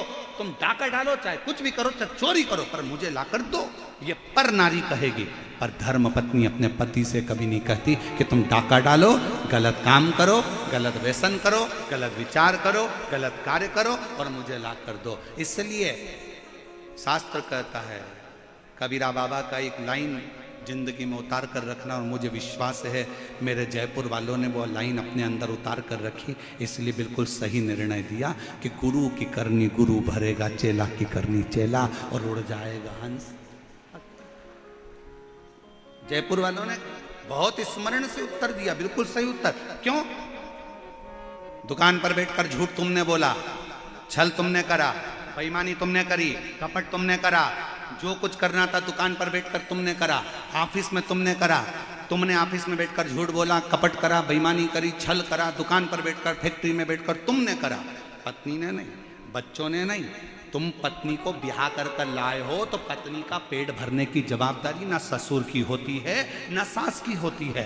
पत्नी का पेट भरने की जवाबदारी ना ननंद की होती है ना नंदोई की होती है। पत्नी का पेट भरने की जवाबदारी ना देवर की होती है ना देवरानी की होती है। पत्नी के पेट भरने की जवाबदारी ना जेठ की होती है ना जेठानी की होती है। पत्नी के पेट भरने की जवाबदारी केवल पति की होती है,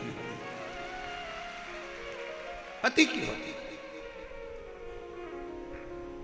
तुम किसी पर आश्रित होकर लेकर नहीं आए, तुम्हारी जवाबदारी।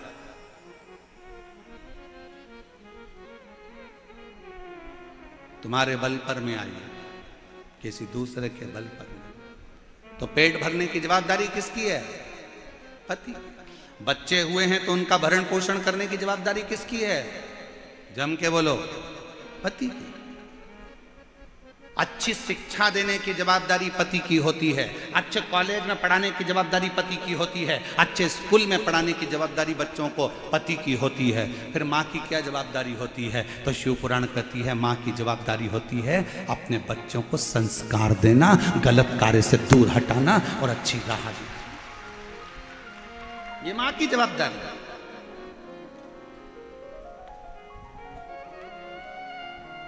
ये माता की जवाबदारी।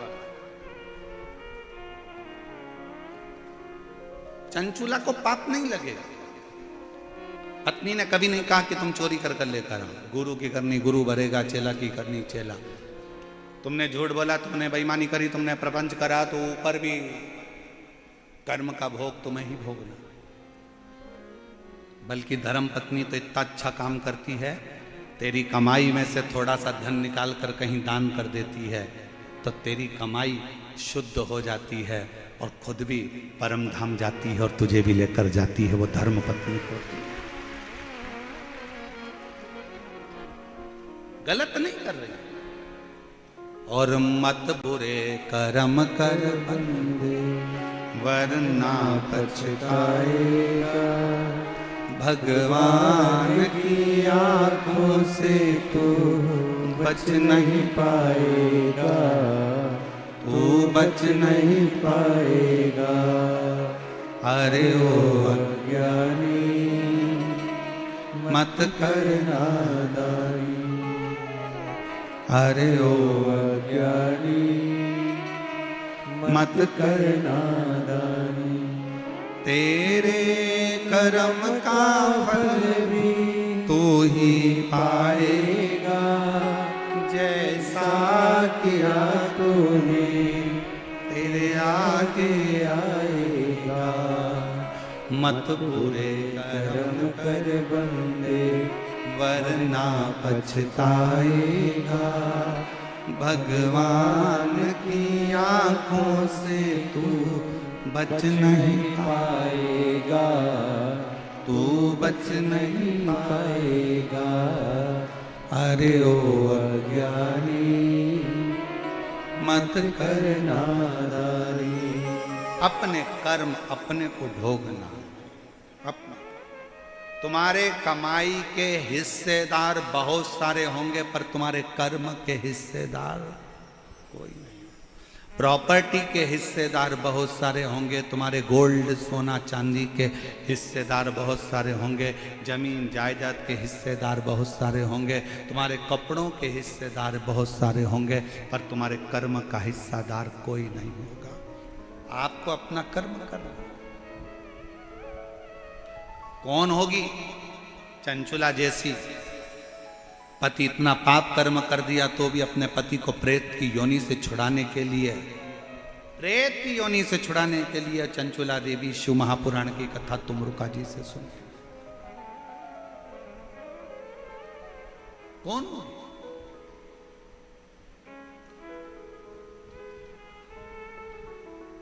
पति कहता है मेरी पत्नी मुझसे प्यार नहीं करती, मेरी पत्नी मुझसे प्रेम नहीं करती। प्रेम नहीं करती तो चतुर्थी का व्रत नहीं करती, खाना खा के निपटा देती।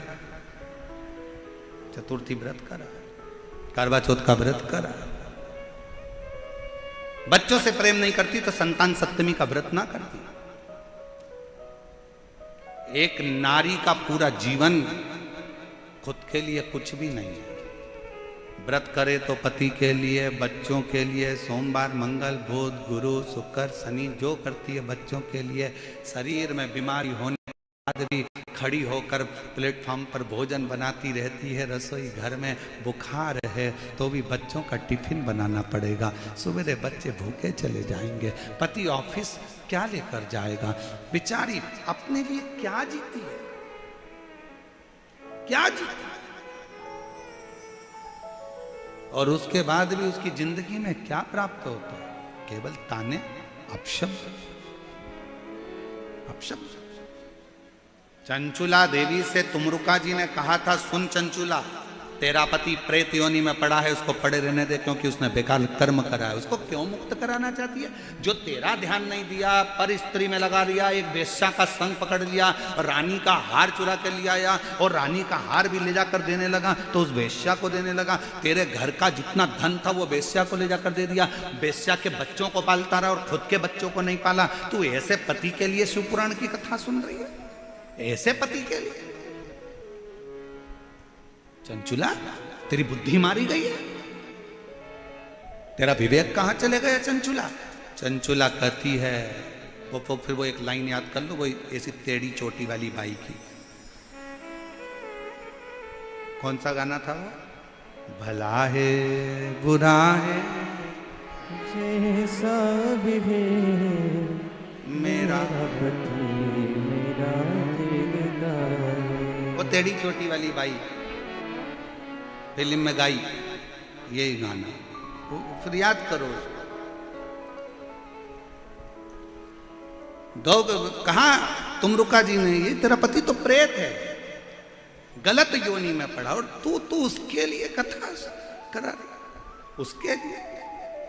चंचुला देवी का शब्द अगर आप सुनोगे ना शिव महापुराण की कथा का, मैं तो कहूंगा पूरे जयपुर वालों के भाग्य हैं जो आपको ईसर गोरा शिव पुराण की कथा मिली है। यह संवाद, और इस कथा को केवल यही नहीं, 272 देश इस कथा को सुन रहे हैं। 272 देश इस कथा को सुन रहे हैं, और प्रत्येक देश से इस कथा को सुनने की ललकता थी। जो कथा चंचुला देवी का चरित्र जनमानस को मालूम पड़ रहा, ईसर गोरा कथा से।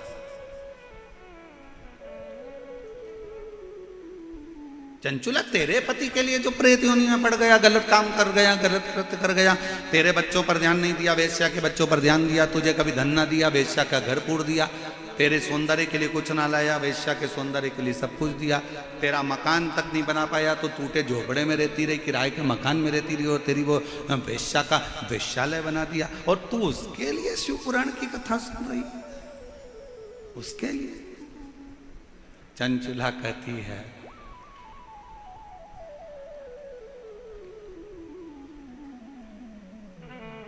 जिसके साथ मेरे 7 फेरे डले हैं, मैं उसके एक जन्म अगर उसका बिगड़ गया तो उसके 6 जन्म बिगड़ने नहीं दूंगी। तब तो मैं नारी हूं, तब तो मैं स्त्री। 7 जन्म के लिए 7 फेरे डले हैं विवाह के।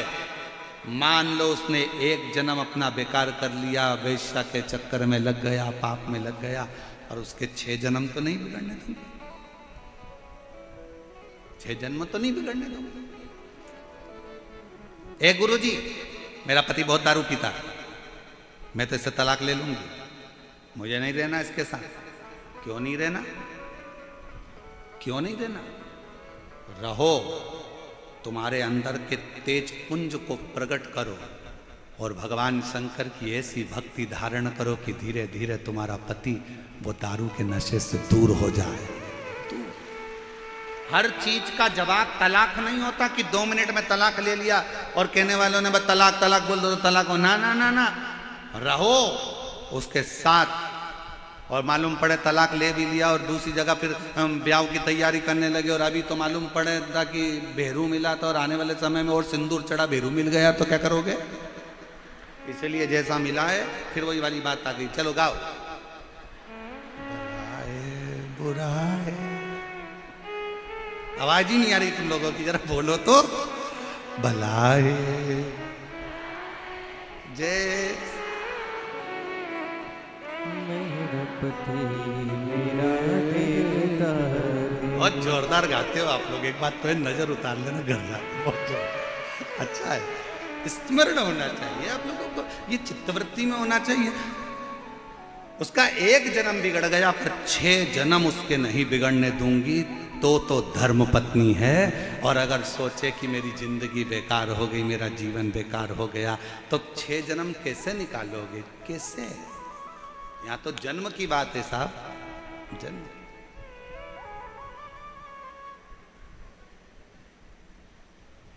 और फिर याद रखो, हर जन्म में पत्नी मिलेगी, हर जन्म में पति मिलेगा, हर जन्म में बच्चे भी मिलेंगे, हर जन्म में तुमको भोजन भी मिलेगा। कुत्ता बन गए तो भी खाने को मिलेगा, चींटी बन गए तो भी खाने को मिलेगा, झिंगुर बन गए तो भी खाने को मिलेगा, मछली बन गए तो भी खाने को मिलेगा, पक्षी बन गए तो भी खाने को मिलेगा। प्रत्येक जन्म में तुम्हें सब कुछ मिलेगा, पर प्रत्येक जन्म में शिव महापुराण की कथा नहीं मिलेगी। ये केवल एक मनुष्य जन्म में प्राप्त होती है, जिसमें हम अध्ययन कर सकते हैं, हम स्मरण कर सकते हैं, हम उतार सकते हैं। चंचुला के प्रश्न भारी थे, भारी। शिव कथा कर रही है, भगवान शंकर का संवाद कर रहा है। शिव महापुराण की कथा कहती है कि आनंद में रहने के लिए तुम्हें धन की नहीं, विश्वास की जरूरत पड़ती है, भरोसे की जरूरत।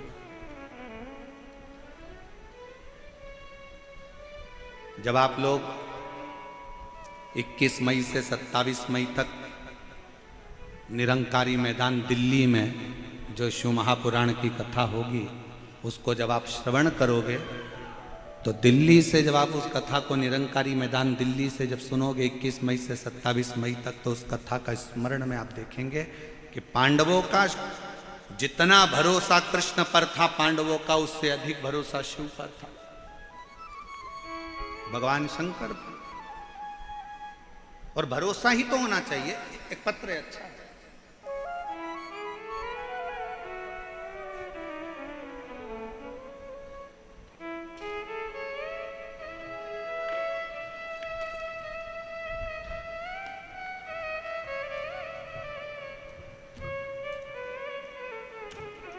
इसमें भी ईश्वर गोरा जी लगा के भेजे हैं, पत्र में भी हो। आनंद कंवर,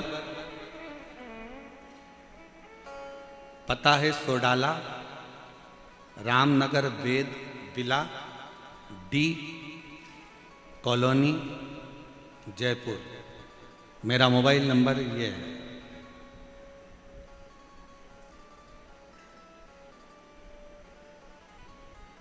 मेरा निवेदन गुरुजी,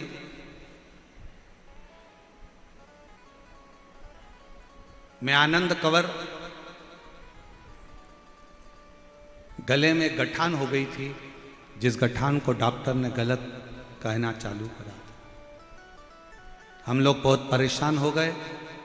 तब हमारे पड़ोस में रहने वाली आंटी जी मंजू कंवर, जिन्होंने अचानक से घर आकर यह उपाय बताया कि मंजू कंवर जी, महाकाल में सीहोर में एक बार जाओ, वहां रुद्राक्ष लेकर आओ, बाबा से कंकर शंकर पूजन कर कर आओ, डॉक्टर ऑपरेशन का बोल रहा है, एक बार शिव पर भरोसा कर कर दो।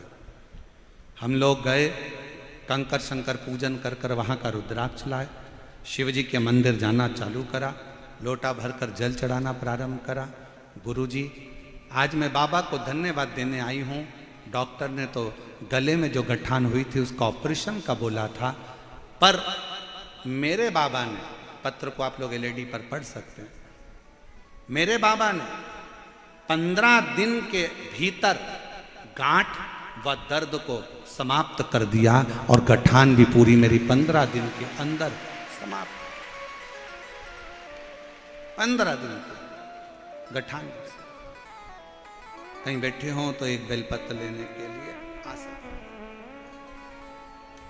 शिव भक्ति किसको कहते हैं? भगवान शंकर का एक पत्र है, अच्छा है।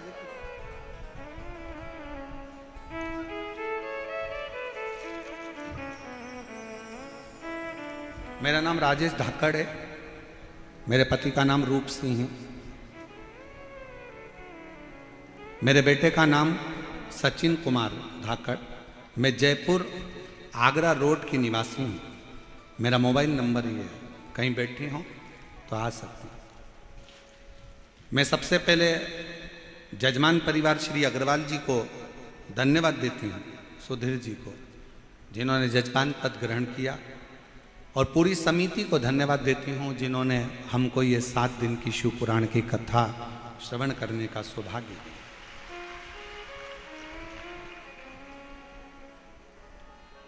जयपुर के अंदर कुबेर भंडारी की कृपा से ये कथा का लाभ मिल रहा है।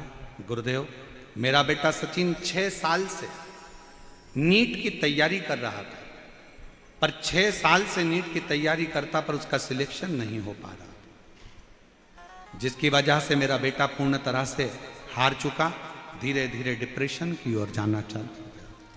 मैंने अपने बेटे से, एक माँ से अपने बच्चे का दर्द नहीं देखा जाता। मैंने अपने बच्चे से कहा कि क्यों चिंता करता है, एक बार शिव महापुराण की कथा सुनना प्रारंभ कर। बच्चे को जब डिप्रेशन की ओर देखा तो बच्चे को कथा में लगाया, उसका मन लगा, डिप्रेशन से बाहर निकला। उसने कहा मम्मी मैं पशुपतिनाथ का व्रत कर लूं? मैंने कहा बिल्कुल कर। पर वो सियोर वाला महाराज कहता है कि जो पशुपति व्रत करता है प्रसाद भी उसी को बनाना पड़ता है, तुझे तैयार करना पड़ेगा। मैं करूंगा। बच्चे ने पशुपति व्रत करे, प्रसाद बनाकर जाना। मेरे बेटे ने आपकी एक बात को स्वीकार कर लिया कि अपनी पढ़ाई को 4 गुना कर दो, अपनी विद्या अध्ययन को 4 गुना करो, जो शिक्षा ग्रहण कर रहे हो कोचिंग 4 गुना करो, मेहनत 4 गुना करो, रात दिन एक करो और फिर एग्जाम देने के लिए जाओ। 2024 में मेरा बाबा ऐसी कृपा कर दिया गुरुदेव कि मेरे शंकर की कृपा से बेटे ने पूरी पढ़ाई कर कर बेलपत्री पर शहद लगाकर चढ़ाई और बाबा की कृपा से मेरे बेटे का नीट की परीक्षा क्लियर हो गई। मैं बाबा को धन्यवाद देने के लिए आई हूँ। अब मेरा बेटा MBBS कर रहा है छत्तीसगढ़ से। मैं मेरे बाबा को यहाँ प्रणाम करने के लिए आई हूँ। एक पत्र और अच्छा है, देखिए। सुनील कुमार शर्मा, निवासी जयपुर।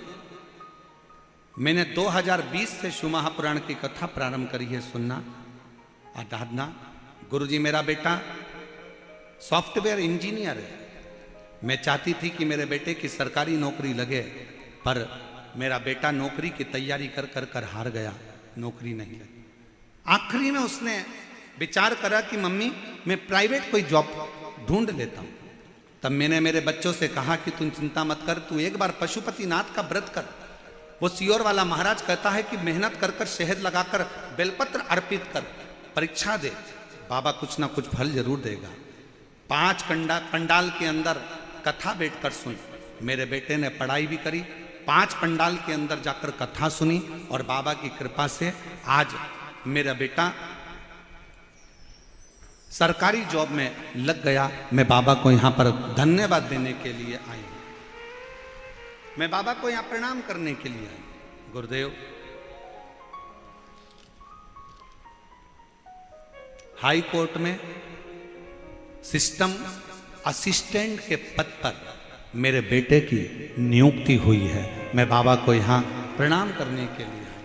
मेरा शिव है, शंकर, और तेरी कृपा बिना नहीं एक भी अणु लेते हैं श्वास, तेरी कृपा से तनो तनो।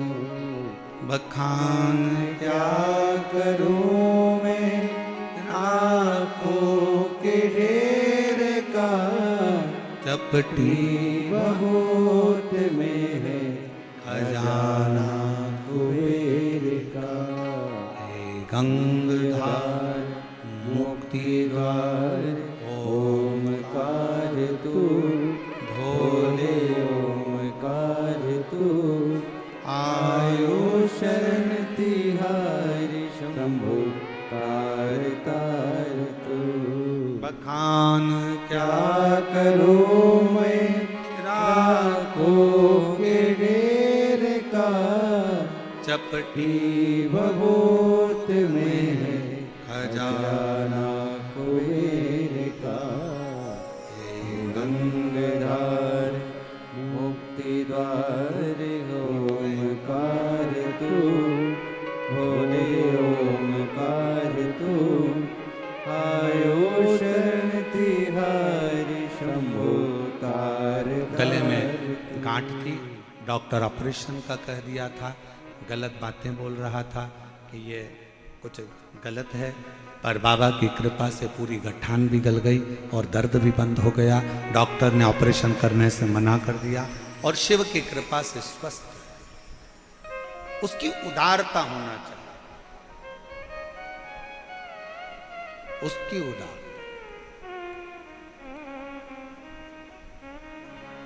आप अगर भरोसा पक्का रख सकते हो, एक बात बताएं, ध्यान रखिएगा, पैसा रखने के लिए बहुत सारे बैंक हैं, सोना रखने के लिए बहुत सारे लॉकर हैं,